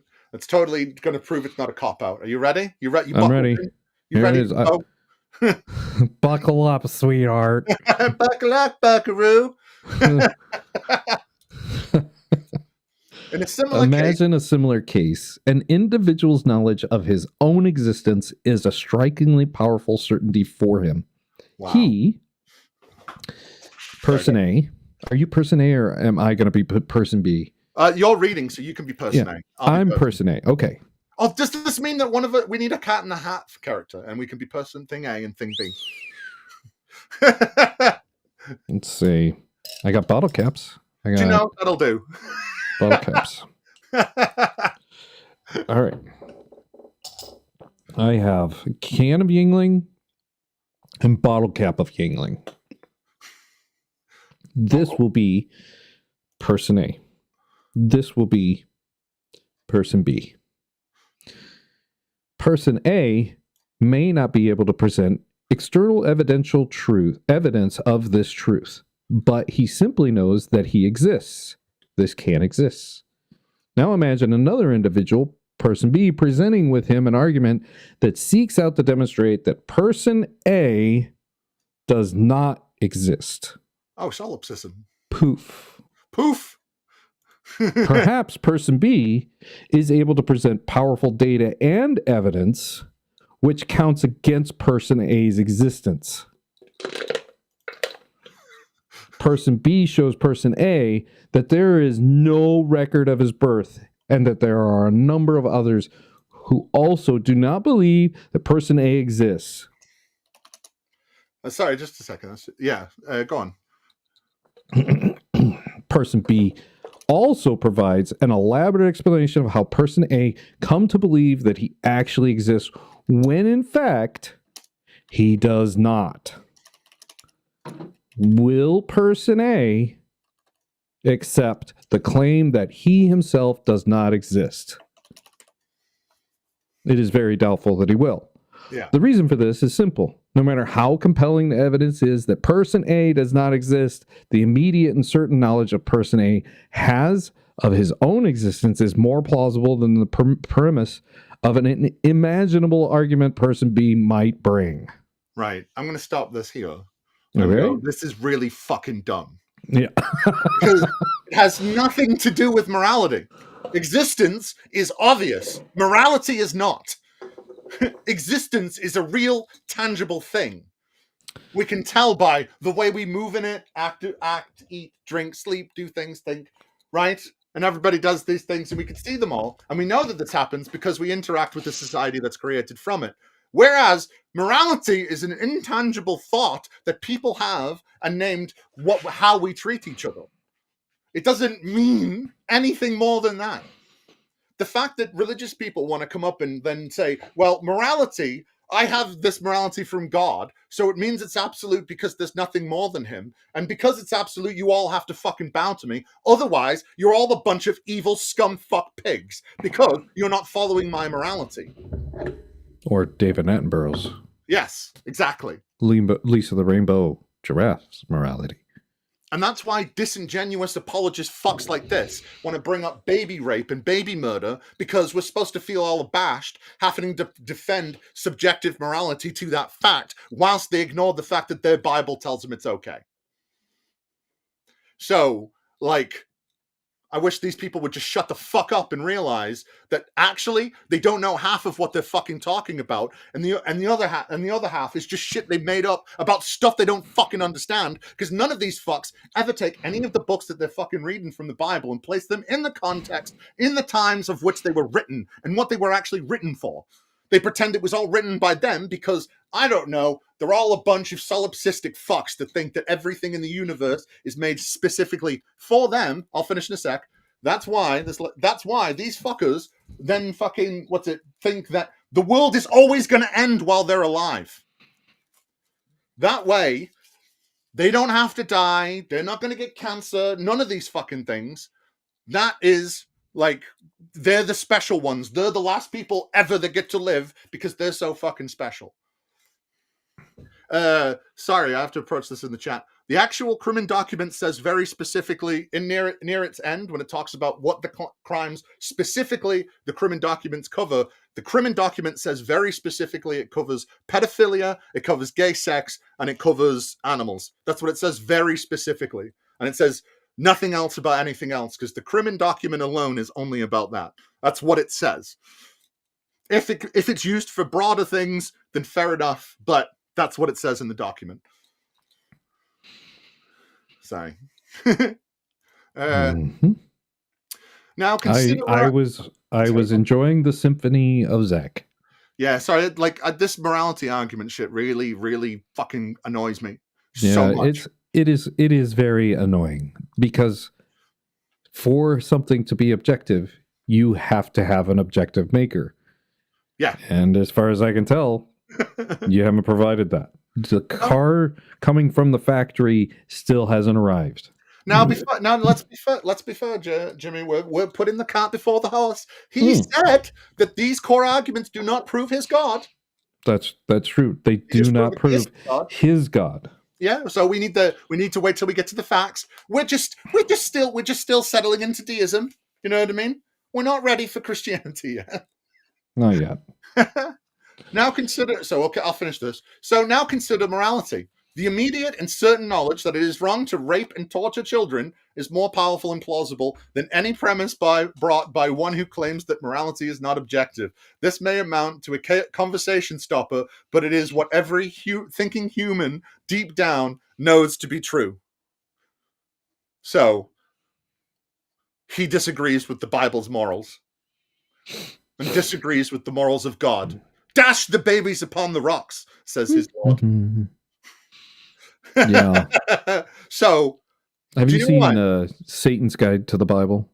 Yeah. It's, the way they portray Dash the Babies Against the Rocks is quite funny, actually. Very entertaining. Very entertaining. Like it's so entertaining. It's almost like dashing babies against the rocks is entertaining. Well, when you've got no TV and no electricity. Yeah. And the opposing tribe has done something and you get to respond. Well, then dash away. Dash away. We can't kill babies. I know my Bible says that if you think your girlfriend/wife has cheated on you and you don't have any proof, that you could take her to the village elder and he can put the bitter herbs in with the dust of the ground in the drink and she drinks it and maybe both of them die. And that's okay as well, right? Because God's morality doesn't say what these fucks say it says. So I'm not going to be abashed by, we're supposed to just know that this is bad and fucking shit like that. So objective morality exists. I'm not having it. Yeah. Because your book says so much evil shit that you disagree with. So either you agree with the objective morality of God or you don't. And I'm going to be a Christian right now. And the Christians who like to skip around the Bible, they might say something like, well, in Psalms it says, trust not in your own fucking understanding, trust in the Lord's. And what that means is when the God says it's okay to kill babies, it's okay to kill babies. Well, just remember. You can't say it's not. That's what objective fucking morality means. It's not guns that kill people. It's who pointed the gun and the bullet that kills people. And it's not the same thing with drinking dirt. It's not the priest that kills the baby. It's the sin. It's the sin that kills baby. Because, like I said, guns don't kill people. Babies do. Babies kill people. They come in with the little baby hands and the little baby knives, and they wait until, like, you know, you fucking asleep, and they just come in and stab you up. Have you felt a little child of, say, 6 months old, and their sharp little daggers of fingernails? Yeah, little bastards. Jeez. It's almost like they're almost ready to survive in the wild. Yeah, feral little beasts. Yeah, feral little beasts. I love how offended some people get when I call babies feral. You can't call my child feral. It's like, yes, I can. It's a baby. Of course, it's feral. Yeah. But the point, the whole point of childhood is taming the feralness out of the ape. We're taking the ape out of the human and just leaving civilization. You know what I mean? It's like the whole point of childhood. You don't throw the thing at the cat or the dog. You don't pull on its tail. You don't hit it with the thing. You don't feed it the paint. You don't do all these things because it's a feral beast that doesn't understand civilization. There's a lot of truth to that. I mean, it's a little raw. It could use some refinement.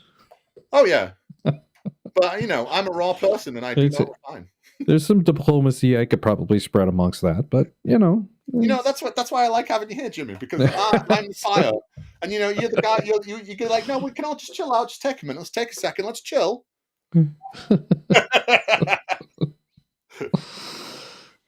even Braxton said you were the good one. That's right. Braxton, I'm funny, and you're a decent human being. Yeah, shucks. Stop it. Shucks. except I idol worship. Idol worship Dave Attenborough with you and Lisa the Rainbow, the giraffe. Oh, hail our Lord and Savior, Sir David Attenborough. And yes, it used to be good, and then Lisa came into my life. Bloody women destroying everything all the time. Coming in here and their tits and their vaginas, leading us all astray, leading us down the path of the devil and the path of lasciviousness and sin. We were shopping. The Mrs. Tux and I were shopping for a new front door.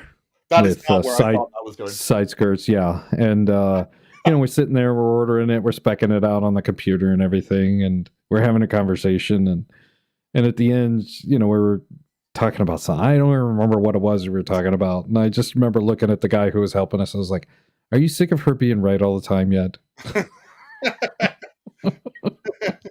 You see, I was shopping with the missus the other day, and we was just looking for random, non-sex type items. We was just doing. She just looked at me and she just said, "Have you started following Satan yet?" And her eyes started glowing red. And I said to myself, "I think I've made a bad choice." Well, it sounds like I want to be on with her, Zach. Step aside. Step aside. Whoa.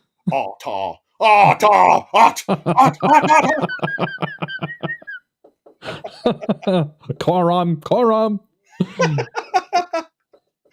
Oh, right. I've had so much more fun just not reading this book. Yeah, it's funny. I know. I think we could talk about the shoebox I got over in the corner over here. Fucking, you got a shoebox! Wow! That is the most exciting thing in the world. Will you explain it in great detail? It's better than reading this fucking thing. You know what? I don't know why, but what I do have that could be a conversation piece is I have this. Oh wait! Just a sec. I can make you full screen and it'll show more. I have this. Oh yes, the soccer ball shirt. Yeah, I have an Argentinian fully framed. I think from the 2015 World Cup. I know I sound signed by somebody. And I have this down here, just wondering what I'm going to do with it. It's fucking. I don't know. I know precisely 2 Argentinian players. Yeah, I don't remember. I looked up who it was one time. See I know Lionel Messi and I know Maradona, and that's it. Yeah, that's it. Yeah, I know. Because I don't play this. I might sound British, but the soccer ball is boring. I do enjoy. We have a little bit of a tradition every Sunday morning. We watch English Premier League, or Championships League, or some variation of some variation of English football. Football. So I play like Championship Manager because like I like managing stuff, but like I've never. I think I was too American in Britain to ever enjoy soccer because like if you don't like it, you're kind of considered not like a person. Yeah, I could see that. And now that I know People that, kill each other over soccer. It's insane. yeah, it is. Like, I talk about how like one of the greatest fucking sporting rivalries ever is like the Red Sox and the Yankees, and these fuckers sit next to each other in the crowd. Over here, they fence them off because the people are feral and they get such big hard-ons for for the soccer team that the hooligan craze and eat the chairs and then shit them out and then fucking throw them at each other. And when if there's did any spiky bits, they stab them in the face. When did they force the separate sections? Oh, it's been decades. Yeah, like it was somewhere in the early 90s, I think. Yeah. Well, these people, so they're called firms, and they wait until after the game, and then they meet up somewhere and then try and murder each other. That's funny. And there's other I've seen documentaries on it. Yeah. It's like there's places in fucking like Amsterdam and different places in Europe where they like celebrate them a lot more. And like these firms that murder each other outside the stadiums every week, they have like their own sections, and not like to keep them away. They have like big private clubs and really well-made things and all this stuff because they're like proud of them. What's the first rule of Fight Club? Not talk about Fight Club. Yeah. Well, Shaken Fist Zach has violated the first rule of firm. Well, no, you talk about firm all the time, and you tell them. And if someone looks at you sideways in the street, you go, "I'm part of the Millwall firm. What the fuck are you looking at, you fucking piece of shit?" I'll fucking stab you up right out blood. Wow. You know what I mean? Yeah, I have not experienced. Mrs. Tux has gone to multiple English games. I have not. Mrs. Tux is also involved with. Almost was a part of a group that bought an English football club, women's football club, and it fell through. It did not make it out of diligence. Yeah.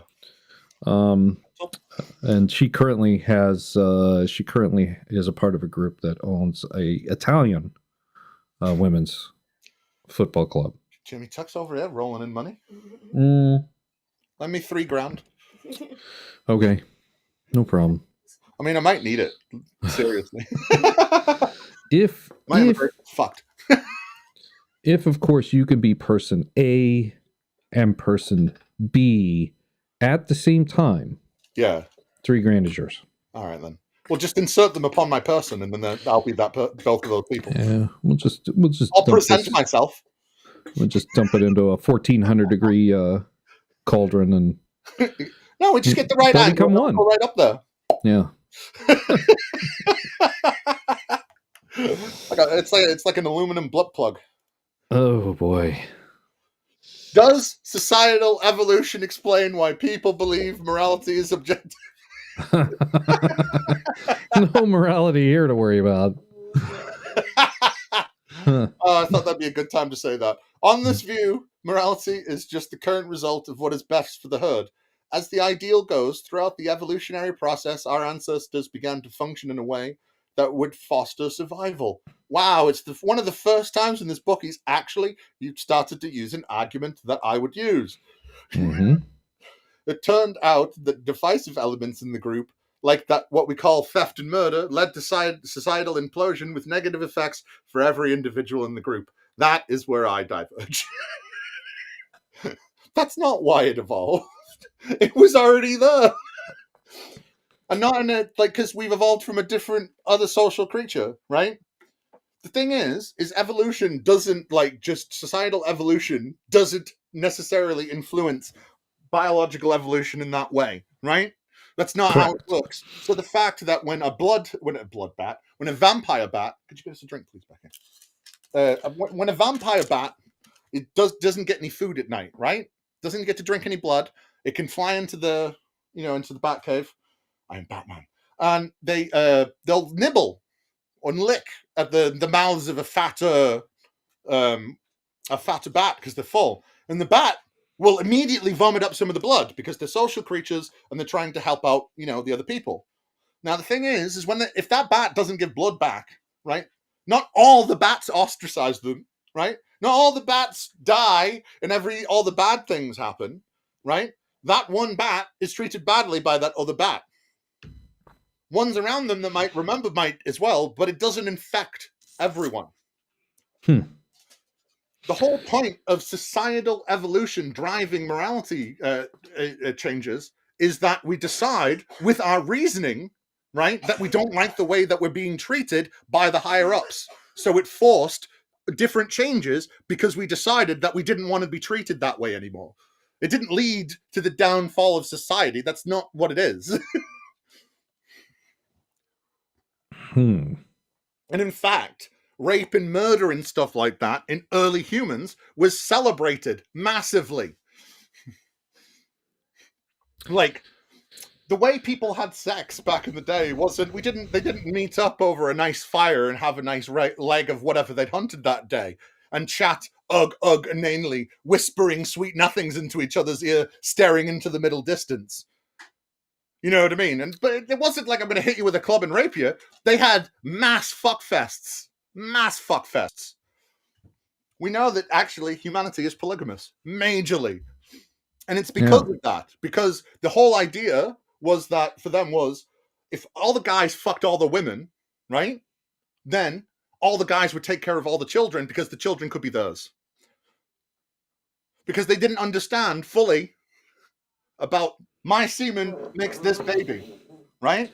They thought that it was a collective act and they were collectively together making all the children. We learn differently, so it changed, and it changes our thought about what those things are. It takes a village. Yeah, like the idea that the only changes come in morality because civilization falls down is just the biggest left turn at a decent point ever. Because these negative effects naturally extend to the propriety of the distinctive act as well. Thus, a norm developed within the group which shunned such activities as this sort of thing continued and became more refined. The negative feelings attached to the self-destructive tendencies became more entrenched in the cognitive process of the mind. I don't know. To me, it looks like we had a very different morality when we were hunter-gatherers, and then when we started to make cities, to them anyway, like maybe Gobekli Tepe, Eridu, we started to have people that in Mesopotamia, they would be called Lugals. I love the name Lugal. Because Lugal, I think it's Akkadian, just means big man, right? And big man was the leader. Sargon of Akkad, Lugal Zaghazi, they were all Lugals, right? They were just the first leader. So then those leaders imposed their morality onto people, and people had to follow it because they were the leaders. Otherwise, they fucking chop your head off. Because, they were primitive as fuck, and you do what I say or you die. And if we look at early Mesopotamia, they were fucking socialists. Mental. These people didn't have money. They made everybody work, and everybody got all the same things. Actually, it's a bit more like communism. But everybody got the same shit because you got to do this, you got to go do this, you got to go do this. Then everybody gets these little clay balls that signifies you did a day's work, and then you get a dinner and you get a breakfast and you get a thing. Because they cared more about taking care of each other than we do today. And it's insane.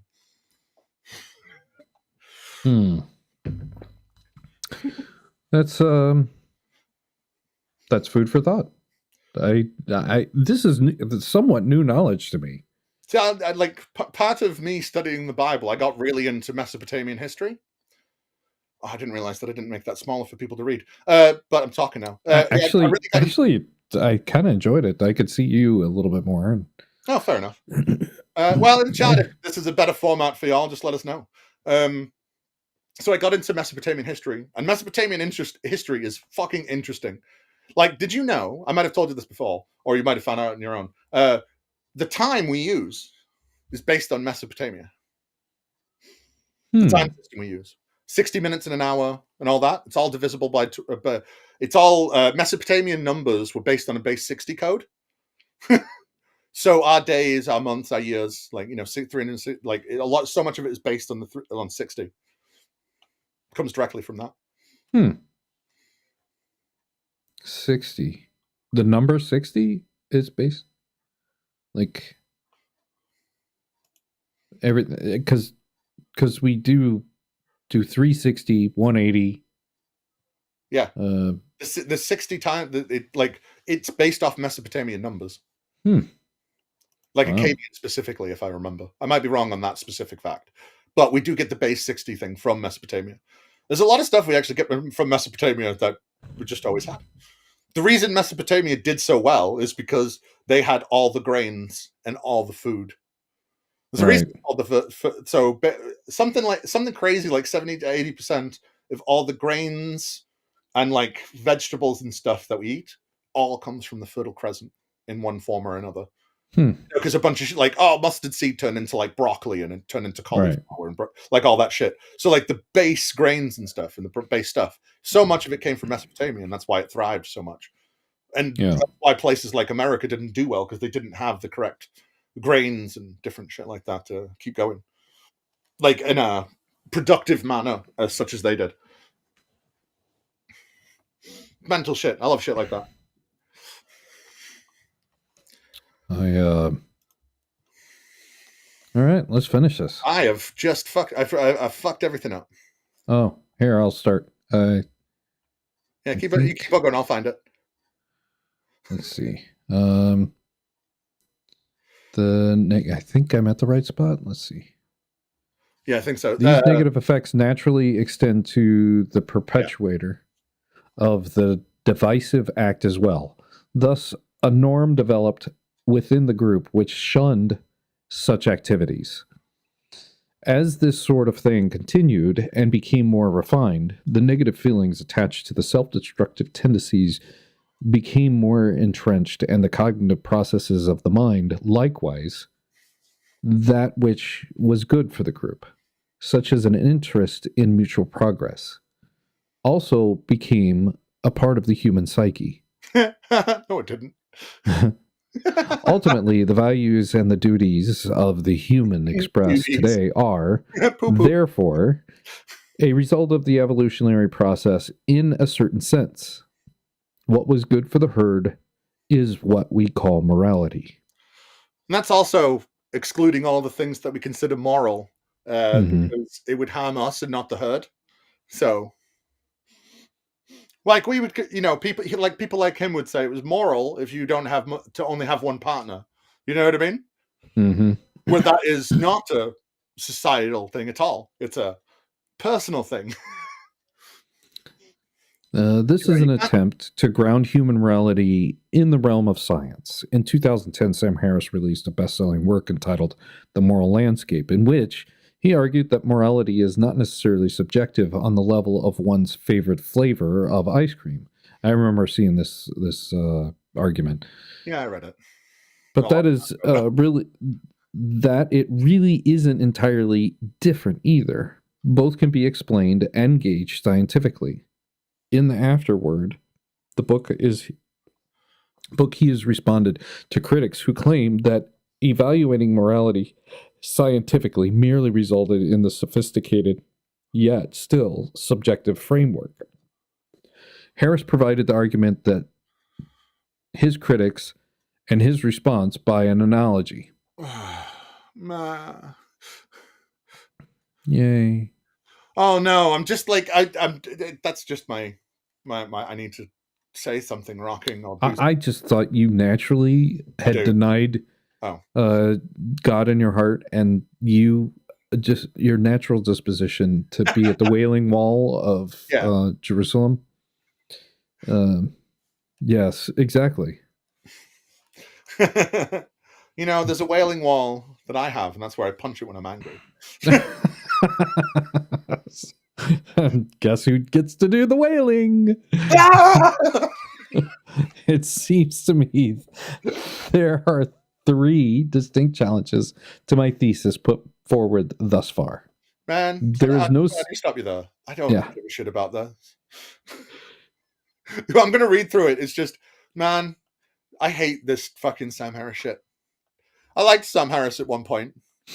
I like his TED Talks. I don't really get into any of his. That fucking that spirituality book he wrote really put me off him quite a lot. We can be spiritual as atheists. Have you tried meditation? It's like, that's not fucking being spiritual. You fucking. Yeah. Angry. I don't remember.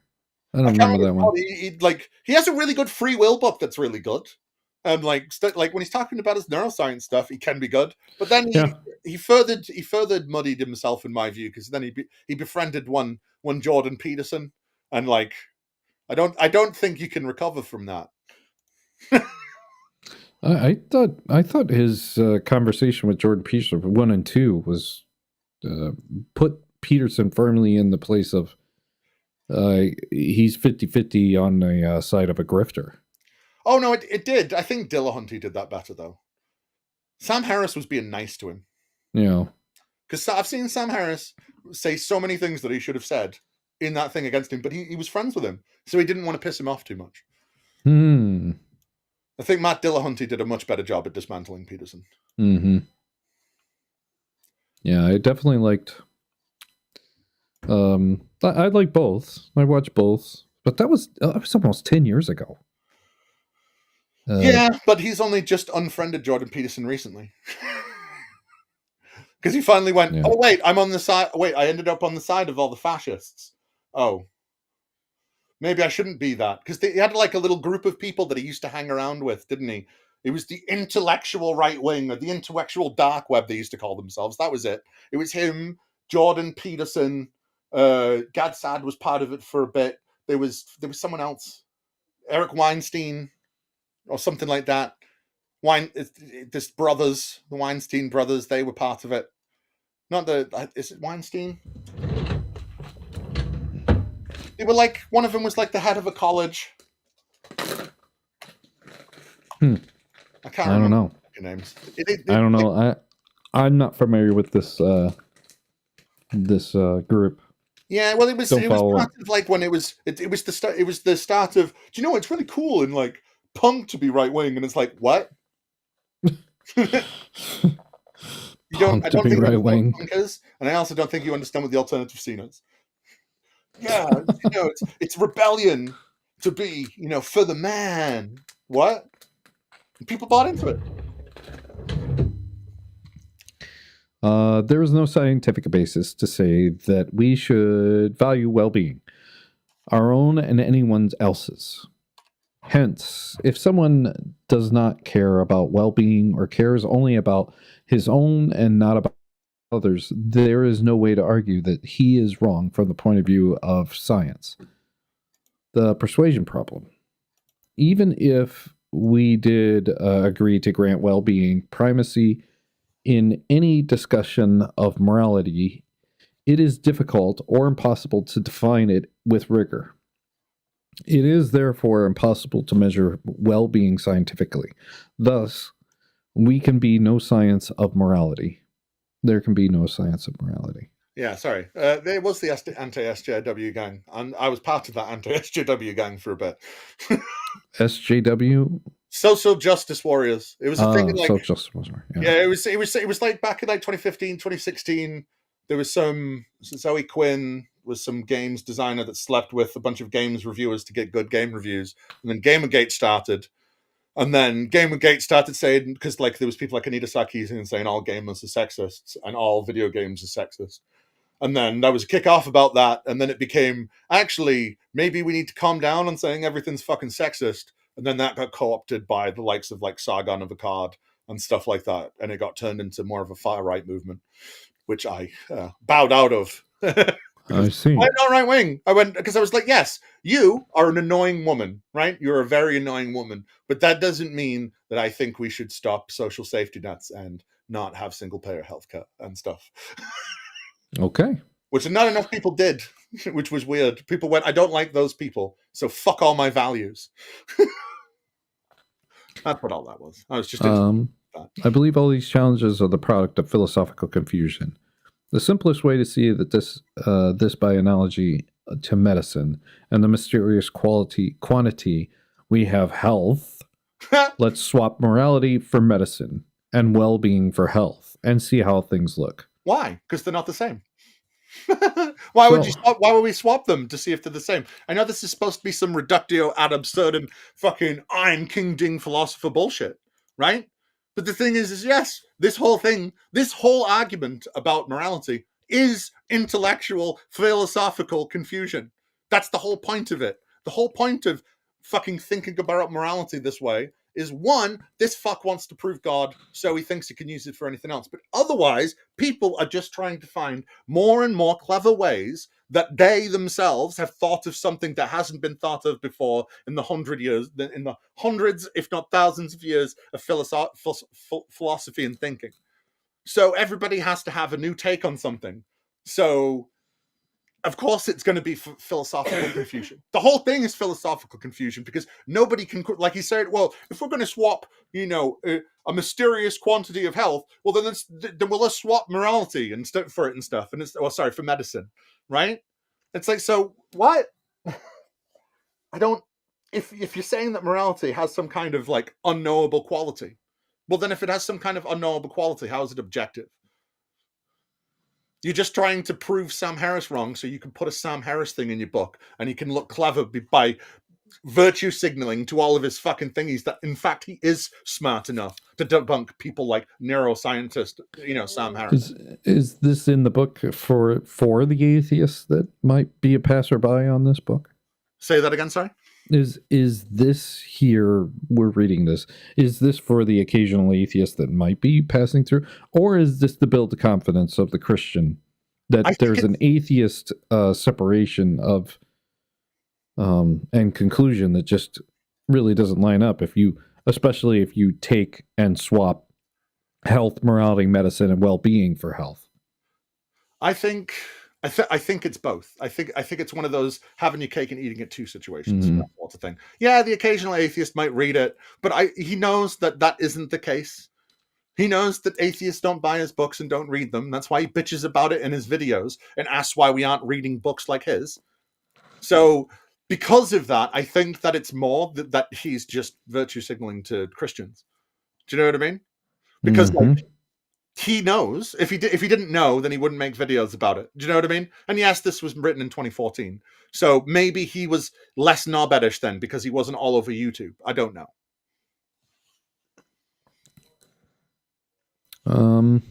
There is no scientific basis to say that we should value health, our own or anyone else's. Hence, if someone does not care about health or cares only about his own and not about the health of others, there is no way to argue that he is wrong from the point of view of science. Even if we did agree to grant health primacy in any discussion of medicine, it is difficult or impossible to find it with rigor.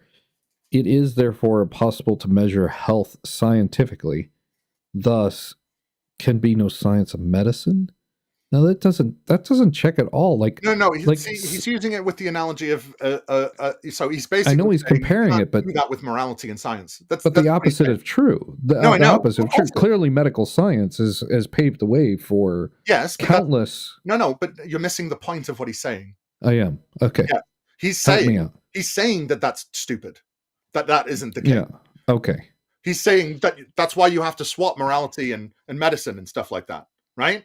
Because he's saying what you're saying is that, well, science can't measure morality, so it doesn't matter. And he's using it in the form, he's trying to redo it in the forms of health to show how silly the argument is. The argument he is making is supposed to be false. Okay. Because, he's trying to say, well, no, what you're saying is dumb. And I kind of agree. I don't think science can figure out morality because science figures out quantifiable things. But science can figure out health. So how does that counter? How does that counter or justify, or how does it counter? And I don't, I just don't get it. I just don't get it. He's just saying you can't quantify morality in that way, so it can't be scientifically found, or at least that's what I think he's saying, though. And but a measure of health can be scientifically figured out by. No, I don't think it can. Health can't be scientifically figured out. I think morality is too subjective to be scientifically proven. Like in the way of what is. But health can be scientifically proven. No, because health is a nebulous term. Health is not quantifiable.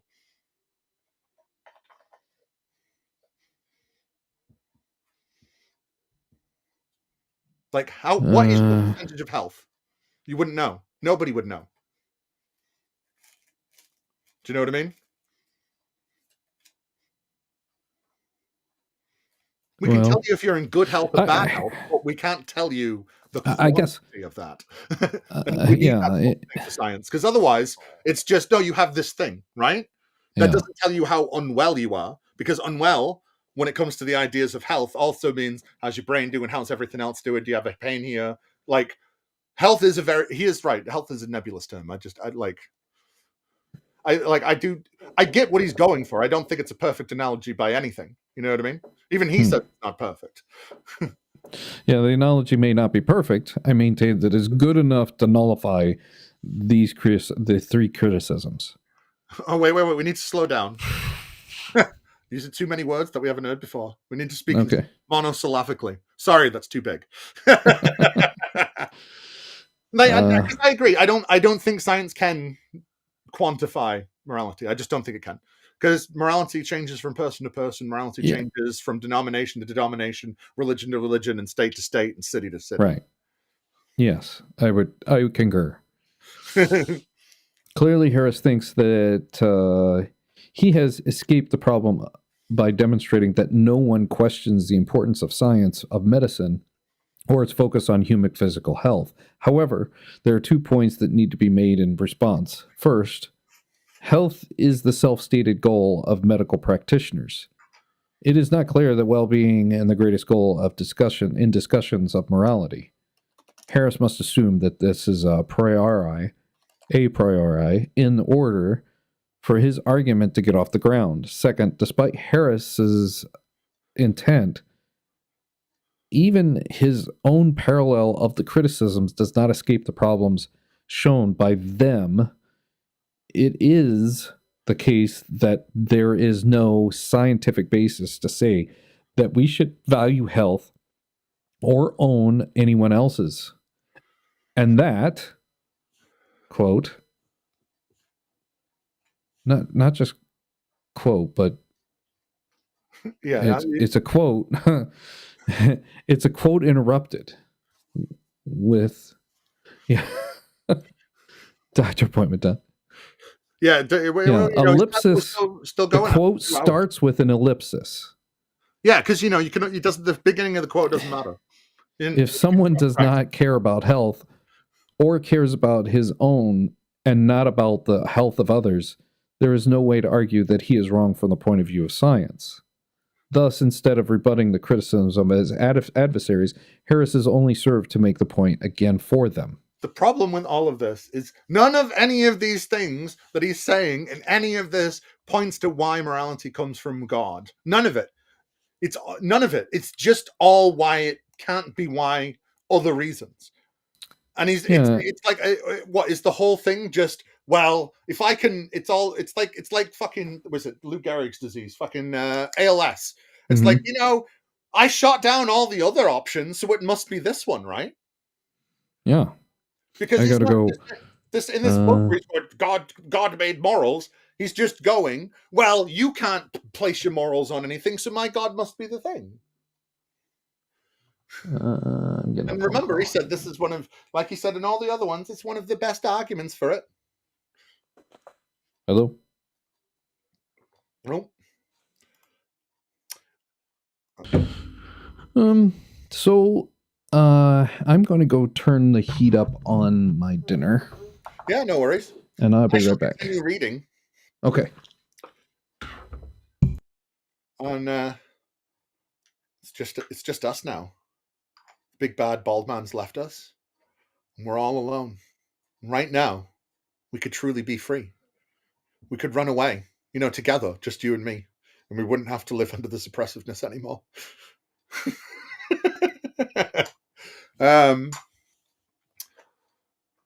A major problem with the idea that our morality is based on evolution.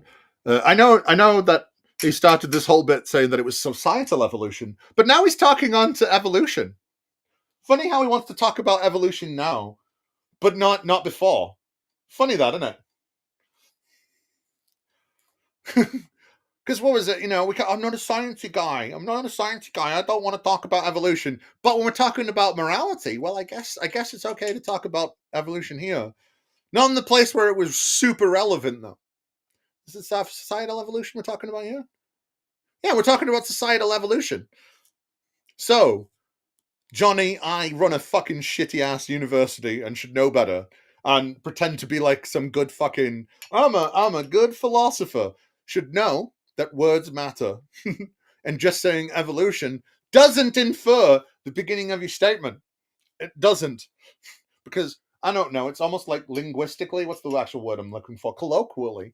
When you just say just evolution, it doesn't mean that you're carrying on talking about what you're talking about. We're talking specifically about biological evolution that earlier before was a big no-no. But evolution's okay here, right? It's cool. Cool.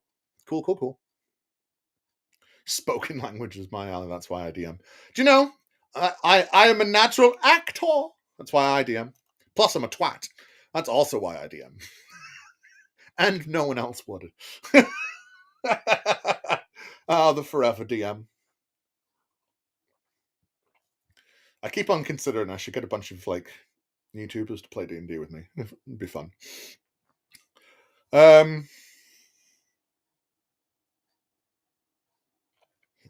Sorry, my thing was in the way.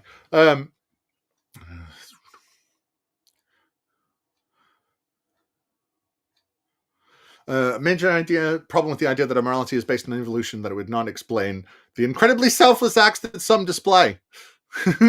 Like, it would actually. What do you want about? The fact that we're social creatures and it moves us to help people, right, actually would be explained evolutionarily. Because it means that, I don't know, the genetic memory in us is that strong. And by genetic memory, I'll put you back. And by genetic memory, sorry, I didn't read very much because I got annoyed. Oh, no. I'll just read it for the one sentence I read. A major problem with the idea that our morality is based on evolution. You know how we're not supposed to talk about evolution? Is. Right. Is also that it would not, even though the bit is supposed to be about societal evolution. But I already did that round. It would not explain the incredibly selfless acts that some people display. And it's like, yes, it totally would. Because, as I was saying, the genetic memory in us to help each other would be so strong through, I don't know, social bonds, fighting in wars, picking nits out of each other's hair in the morning, stuff like that strengthens social bonds. And other apes and other monkeys, we would do stuff like that, would strengthen it. So actually, we would feel compelled by our genetic memory to, in fact, to jump in front of the bullet for someone that has nothing to do with any of our DNA. It just would. I would pick the nits out of your hair if you pick the nits out of my hair. Yeah, exactly. Braxton and I have... You guys have got wild veins, and you two could do it for days, and you'd have the best conversations. There you go. Because,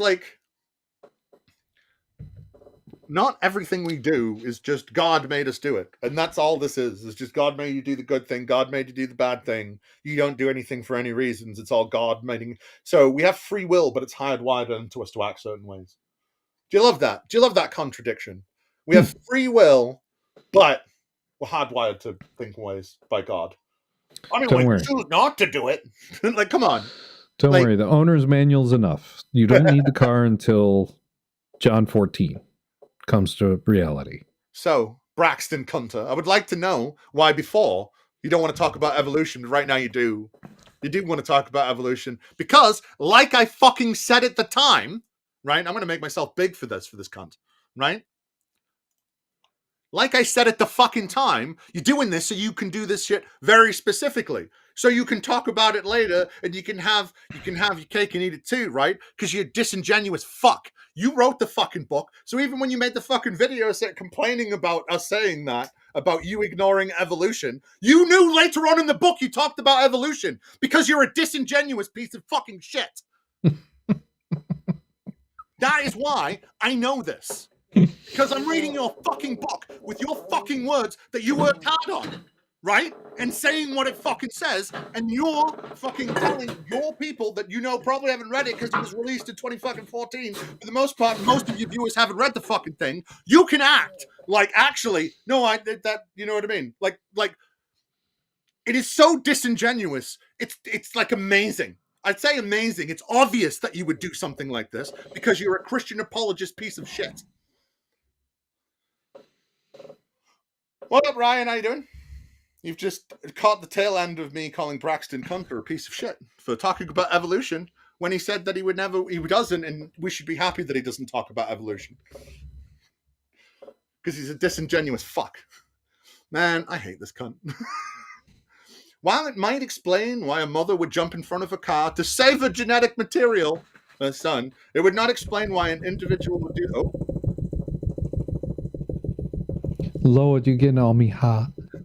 I need to stop laughing. It's one of my favorite impressions. Oh Lord, child, I do believe you are giving me the vapors. Oh no, she's gonna reboot. Ryan's a fucking robot, yo. She's an android. She's one of those fembots from Austin Powers. She's gonna go charge up and reboot. We're being infiltrated by the AIs and the robots. Yeah. BS likes the good cop, bad cop, huh? Well, you know, hey, we're consummate professionals. We know how to handle a room. You know, it's just a good comedic partnership. That's what it is. That's what it is right there, son. That's what I'm saying. I nearly spat that. Close windows and open links. Say again. Close windows and open links. It's a. Oh right. Sorry, it didn't appear. Like I'm not on YouTube, so the comments appear a little bit later on here. As soon as you said it, I was like, "Oh, it's turned up now." Now I look like an idiot. I just complimented our community, and you made me look like a fool. Is Ryan a contact maker? Yes, she used to be ex-Jehovah's Witness, if I believe correctly. She has her own channel. She used to do TikTok stuff, and now she's on the Daily Atheist Morning Show. I've seen her someplace. I don't remember where, but yeah, she's been on other stuff. She like Durante used to be on it and stuff like that. It's pretty good. Okay. It's not morning for me. It's mid-afternoon. So everybody's getting up over there going, "Oh, it's nice morning stuff," and I'm like, "It's halfway through the fucking day. Entertain me." Nice. Well, you know, I'm a twat. You're a twat. No, twat. It's not twat. I'm British. There's an A though, not an O. Sorry, I'm just being a pastor. Twat. Yeah, we say twat. It's an A, not an O. Yeah. Yeah. The missus forbade me from saying twat. See, over here it's a pretty, like back home it's really really bad. Over here it's like it's kind of. I mean, it was just like a 70s porn term, as far as I know. Yeah, well, over here it's just kind of it's kind of a swear word, but also kind of not. Yeah, when I was a kid, it wasn't a swear word. Yeah, and then like late 80s, it became kind of a swear word. See, over here, they're really good at like saying bastard and cunt. They're really good at getting the invective in it. Really, really good. You're a fucking bastard. You bastard. You know what I mean? You're cunt. It's so the anger invective I love. It's so good. These people are miserable all the time. They can't smile at each other. They're not nice to each other. They walk past each other in the streets and they say hello and they go, no, hello. It's like, how dare you bother me and interrupt my day by just saying hello? I walk my dog every morning and get to say good morning to everybody. Oh, dog walkers are different. They're nice. We're so friendly here. No, dog walkers are friendly here for the most part, unless they have like a staffy or some shit. Yeah. Otherwise, they're like, oh, it's a nice dog. What dog is it? I have a mutt. She's wonderful. I rescued her about 3.5 years ago. That's when we got our dog. And she's just amazing. We've got a Welsh collie, and we rescued her from fucking somebody was just keeping her in because American yards, British yards are tiny, right? And they're mostly paved over with pavement slabs. And fucking they kept her out. It was the middle of winter. We got her in January. And they just kept her outside 24 hours a day. She had frostbite in the tip of her ears. All the fucking she's still having problems with the pads in her paws because of fucking being kept on that. Or frozen off. Yeah, it was rough. They kept her in a stereotypical doghouse. Wow. It was like they just bought her to breed her and then get rid of her to make a quick buck. They didn't even wean the puppies off her. Yeah, they didn't even wean the puppies or nothing. When we came and got her, they barely named her. She was like over a year old, already had pups, didn't know any commands, wasn't house trained, nothing. Yeah, I suspect my dog may have had some variation of that as well. She came from Texas, so he didn't have the... Yeah, but you got the heat and other things. Yeah. She was badly infested with worms. But now she's one of the best doggies ever. Yeah, she is. While it might explain why Mother would jump in front of a car to save her genetic material, her son, it would not explain why an individual would do this for others. I mean, attempts have been made to circumvent such a rebuttal, but in the end, the willingness to give one's own life counts against morality as an evolutionary adaptation. One final response is important. I just have to make a quick comment. I know I do this a lot, but he just says that people have attempted to circumnavigate it, and then says that it doesn't matter. Do you like that? Do you like how he takes time with other things? In this one, he doesn't. And I think that's because he doesn't want to approach any of the attempts to go around it, because he doesn't have a fucking answer for them. And that's why he doesn't talk about them. He talks in depth about all these different answers to all these different questions. But haven't you noticed there's been a few little things here and there in this morality chapter that he just states and then moves on? Yeah. Because he doesn't actually have rebuttals for them, right? Because he's almost admitting that his God-given morality may pale in comparison to a mother's love for a child, and that could be an intuitive in something. There's an innocence about it. Nobody's quoting chapter and verse when a mother does that. Yeah. A mother is just doing it. Not because God said so. Not because the father of the household said so. Mother just does it. And there's actually a thing he's missing here. Because he's not a sciencey guy. When somebody like a mother saves the son, and they get an adrenaline burst, right? And this comes from any family member, anybody, or somebody doing something someone close, right? Their brain actually starts to ignore things. And what I mean is your body's limitations. So there's limitations to strength, there's limitations to dexterity, speed, and stuff like that your brain actually puts on your body, because if it wasn't there, your bones would tear out from the flesh. Right? So, funny enough, I saved my brother from drowning, and I didn't understand why he was so light when I was saving him. Yeah, that's the thing. Your adrenaline lets your body bypass these things. And that doesn't happen if you're saving a stranger. Yeah. So actually, yes, there is a biological difference, and there is an evolutionary difference, right? But there is still an evolutionary reason why people would save other people, and that is to carry on the social nature of the species. Yeah. And it's such a simple answer that he doesn't even want to say what it is, because he has no rebuttal to it whatsoever. Because that would just mean that humans might err on the side of being nice if they see someone in danger, and that completely goes against God made us do it, and God made it good. Makes you sad when you think about it like that. Makes me angry. But I do get angry when sad. I get angry when at every emotion. Yeah. It's just easier that way. My brain's fucked up. Yeah. I can't say that mine's in good standing either.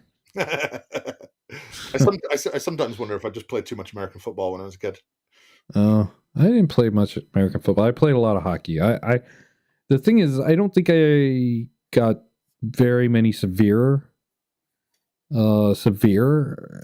concussions, but I've had probably thousands and thousands of minor ones, because I saw the science on minor concussions, basically the shaken brain. Yeah.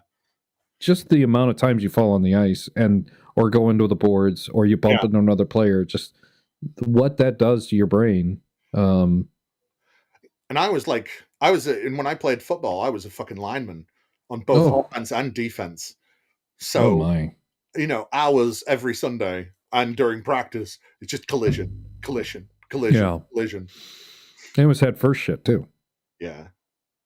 They don't let you do that anymore. Yeah, it's funny how rugby is such an aggressive sport, but they are trained to go shoulder or.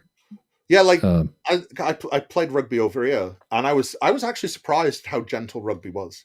Yeah, I was this game is actually kind of fun and light and easy. In American football, people are trying to hurt each other, and in rugby, people get annoyed if you try and hurt people. Yeah, it's except for your ears. Say again? Except for your ears, there's hardly. Well, that's because of all the but that's because they do that scrum. Yeah. And they fucking lock heads and shit. And it's like I remember being really good at a scrum because I was played on the offensive line. And it's like I can move half of these people without any of you. Fucking, it's like I'd be an offensive tackle, and sometimes I'd have to hold together with my body the defensive tackle. I'd have a linebacker with my right hand and a defensive end with my left hand. You know what I mean? So then when you've got like 6 people just pressing against you lightly with their shoulders, you go, oh, right, fair enough.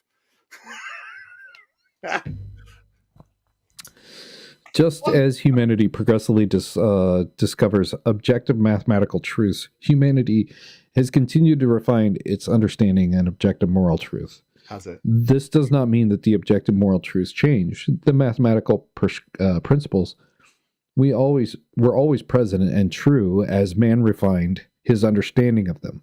While I reject the idea that morality is the result of a societal evolution, even if it were the case, I would only speak to how man discovered moral truths. It would not mean that man invented them. Do you love how much Christians do this shit? Wow. It looks like it works that way, but it's totally us. It was totally us. It's totally God. The base of it doesn't matter what you do. It's just us. Don't worry. God was in the Garden of Eden. He gave Adam the 10 Commandments. Yep. No. Wait. He waited till Cain. No. He didn't wait till Cain. He waited till Noah. No, he skipped Noah. He waited till Abraham. He skipped Abraham, and then he waited till Moses. Ding, ding, ding, ding, ding, ding, ding. You ever counted how many covenants God makes with people? I think it's 613. No. I mean, not like individual laws. I mean, not individual laws, the covenants. Yeah. I don't know, because Exodus 28 has a weird arrangement of covenants, if I remember correctly. Right, but I mean, like, so that I would count that as one covenant because it's God's law to Moses and his people. Do you know what I mean?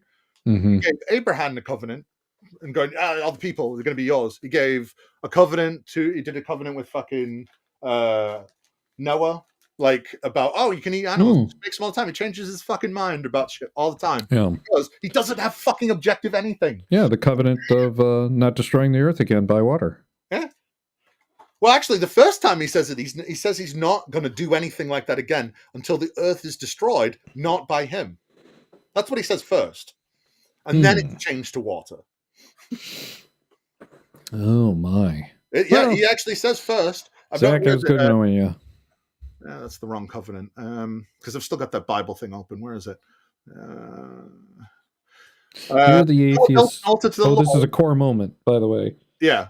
Sorry, I'll just read this quickly. Then Noah built an altar to the Lord and took of every clean animal and every clean bird of burnt offerings on the altar. And when the Lord smelled the pleasing odor, because the Lord really needs to smell burnt meats and he can't create it himself, he said in his heart, I will never again curse the ground because of humans, for the inclination of the human heart is evil from youth. Nor will I ever again destroy every living creature as I have done. As long as the earth endures, seed time and harvest, cold and night, summer and winter, day and night shall not cease. He says right there, he's never ever going to destroy every living creature again. No. Welcome to hell. So, core moment. Core. Here the atheists suggest that we have evolved our morality. First, it doesn't work. Second, it doesn't matter how we learned what is right and wrong, good or bad. What matters is whether those things are factual, not matters of opinion. And he does not state why that is anywhere. It just is. Wow. God is. And then he started. And that's why I need to show my morality whether deception is wrong or not. My morality is somehow important whether deception is wrong or not. Yeah. So we're nearing the end here. We're almost done. We got the missus is probably going to interrupt me any minute, so if we can fly through this. I particularly don't give a shit about the layman part because it's just going over all the bits again, and that's most of it. And then there's a short conclusion, so we'll be done pretty quickly. Okay. What about the Euripro dilemma and Prater's Eurithpro? I think I've said that correct. Euripho. You going to bed? Fair enough. Socrates asked the character for whom the dialogue is named whether something is good because it is loved by the gods, or if it is loved by the gods because it is good. Modern atheistic philosophers have pointed to this problem in an attempt to show one of two things. If good is good because God loves it, then we have a form of voluntarism. That means that God decided on his own moral framework. Yet, this is problematic because most theists, at least Christian theists, view God as being good, not just arbitrarily deciding on goodness. Genesis says that's not true, but that's why this cunt wants to dismiss it. Because, well, it says something against all of these fucking things. Because God very much changes his morals in Genesis and changes his mind and doesn't know that he's going to do the bad thing and the bad things are there, right? But we can't but this is why we have to, aside from the fact that most of Genesis is provably false, we have to ignore it because actually there's lots of little nuggets that really go against the Christian faith, because Genesis was written for Jews and not Christians. Well, the thing is the Abrahamic scam is successful. And so you need to build off of that. That's why you need it. Yeah. That's why the Christians use it. That's why the Muslims use it. And that's why the Mormons use it and countless other cults and religions. Oh, that's not true about the Muslims. That's not true about the Muslims. Let's be fair. The Muslims used the Judaism religion because Medina was the only place that would let Muhammad stay there, so he based his religion upon it. But no, that's seriously how the Muslim faith was created, because Muhammad literally was trying to it was actually a trade war against his uncle to do with not wanting to pay tithes to enter Mecca. So when he left Mecca, he went to Medina and he befriended the Jews. And when he made Islam, he formed it around the Jewish faith to try and make the Jews that ran Medina more his friends. Yeah, it's still an Abrahamic religion.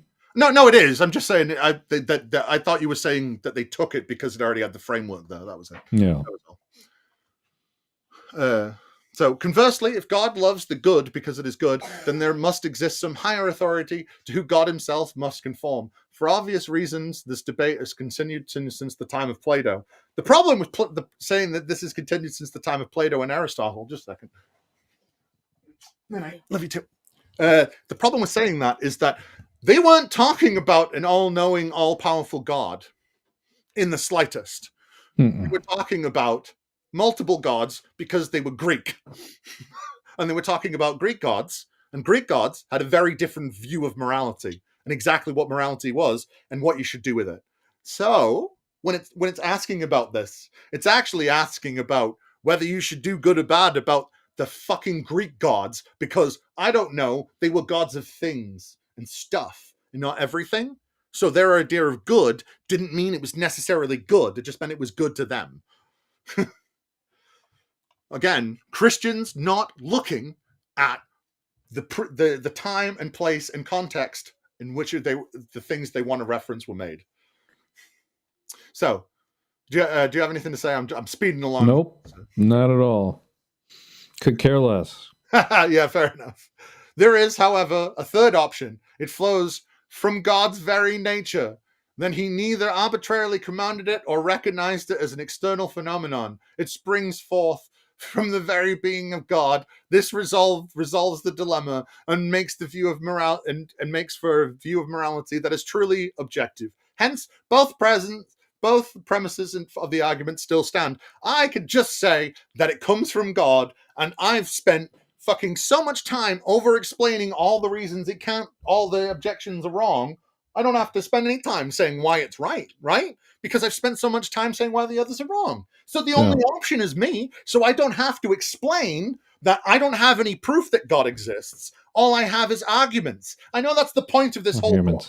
But that's the point of this whole book. I have arguments. Yeah. That's the point of this. So far, I have arguments. Arguments aren't evidence. He does. Certainly not enough for... That's the fun of one Braxton Cunter. So we've got a conclusion. I'm skipping the layman stuff because it's just reiterating things. Do you know what I mean? But I do see that it says 2 + 2 = 4. So. 2 + 2 = 5. Yeah. I will seek out. Wow. I will not question it. I would believe it as true. Oh, there it is. If somewhere within the Bible I were to find a passage that said 2 + 2 = 5, I wouldn't question what I'm reading in the Bible. I would believe it, accept it as true, and then do my best to work it out and to understand. When will I walk away? For me, when I'm so diseased or my brain so deteriorated that I'm no longer myself in my rational mind. Listen to me. We're not going anywhere. And if you came to Christ partly because God used Trinity Radio or my ministry apart from Trinity Radio, hear me loud and clear. I've said plenty about the ways in which I'm open and my views are falsifiable. But I want everyone who calls himself or herself a committed Christian to consider this deeply. I'm not ashamed to tell you that I will always be a Christian.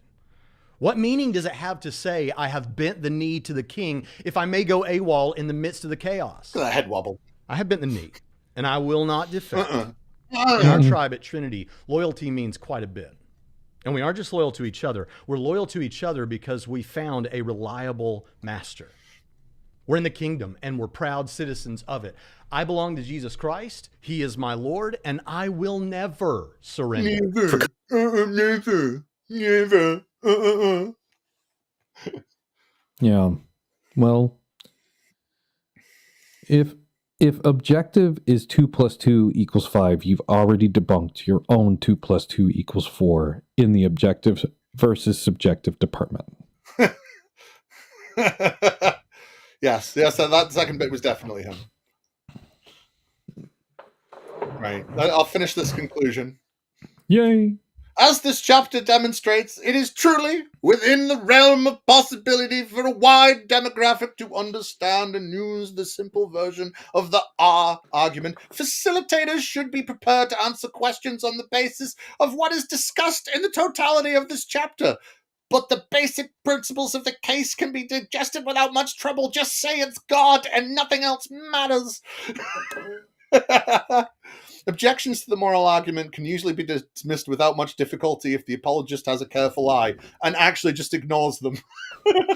The majority of the objections fall into a handful of simple categories. They either misunderstand the argument, misunderstand objectivity, or fail to understand that God is the only possible source. So when he said at the beginning, it's not a circular argument because I'm using the one where I say not instead of does, right? It's not a circular argument, but right here, or refuse to admit that morality, that God is the only, or fail to understand that God is the only possible source of objective morality. You can't use that as the solution of your fucking argument, you stupid wannabe philosopher prick.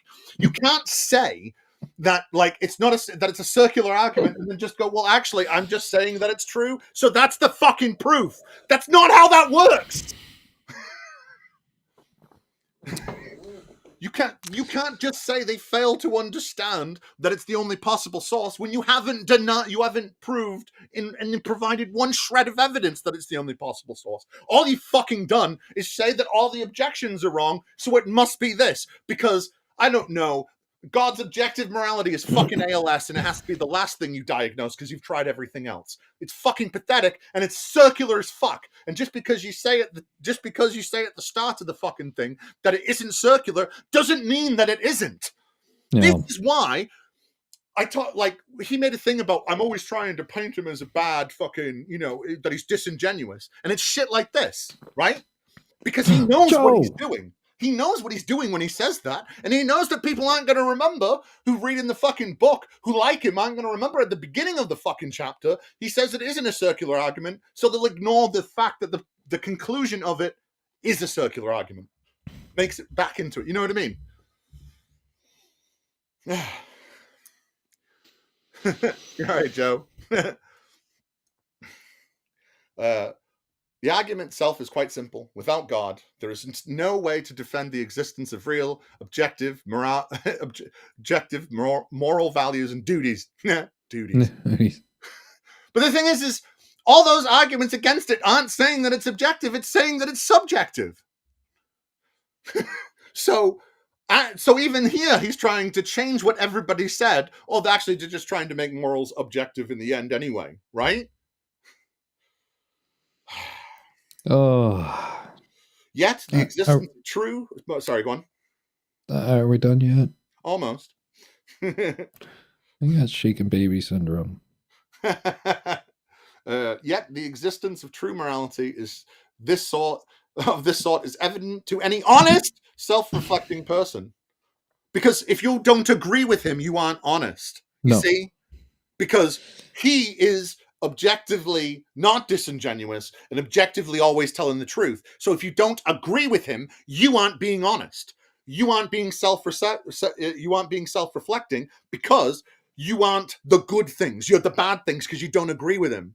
You're not supposed to look at that muddying of the water of a person just because they don't agree with you and go, oh, there's a nice, wholesome person. Look at the nicest Christian on the internet. What a crock of shit.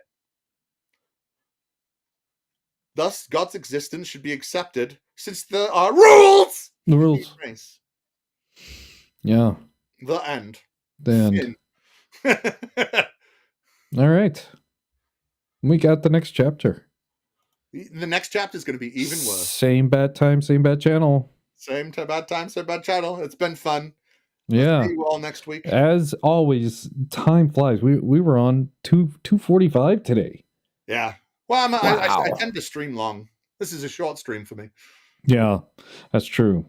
That is I like true. to sound my own voice, and I have a lot to say. Well, I'm going to reiterate my challenge. I probably should play the conclusion. The conclusion. You know what? Here, let's load this up. Let's see if I can find it. I've got it somewhere around here. Next week is Oh yeah. We're on to the last argument. He said it's the other ones are facts, right? They're facts, and it's the facts that prove Jesus. So this is next week. We're going to start the last argument, which is E, and it's E for experience. Isn't this going to be massively large amount of fun?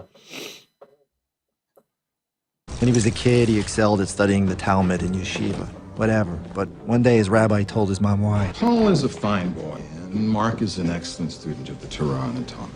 Then what's the problem, Rabbi? It's the reason Mark is studying so hard. He's looking for inconsistencies in the Word of God. So has he found any? Later, Bob. For 50. I love that clip. Yeah.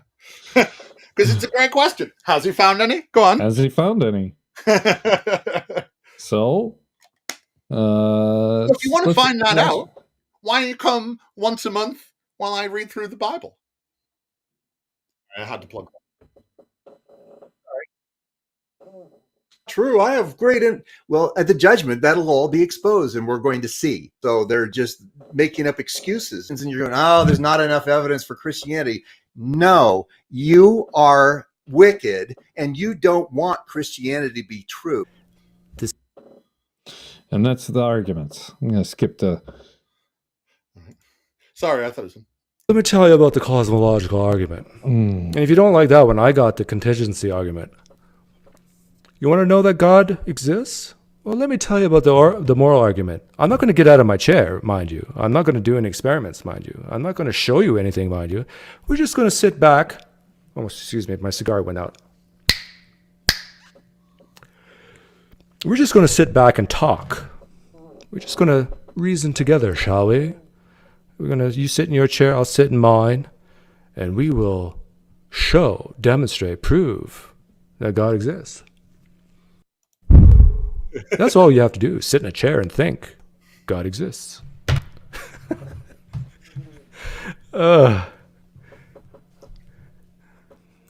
This is why a lot of people are starting to disbelieve. When he was a kid. There you go. That's yeah, but none of that matters because. Oh, come on, click the fucking thing. Hey, Scotty. Sean. Hey, Sean. Jesus.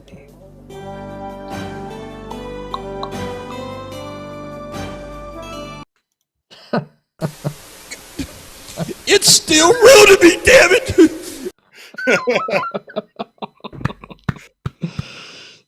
Brilliant. I love that guy. It's talking about Brilliant. wrestling. I love that clip. So, I'm going to play this and then we'll end out. So, all right. Thank you. Fuck you. Bye. Boom. Bow tie bless all.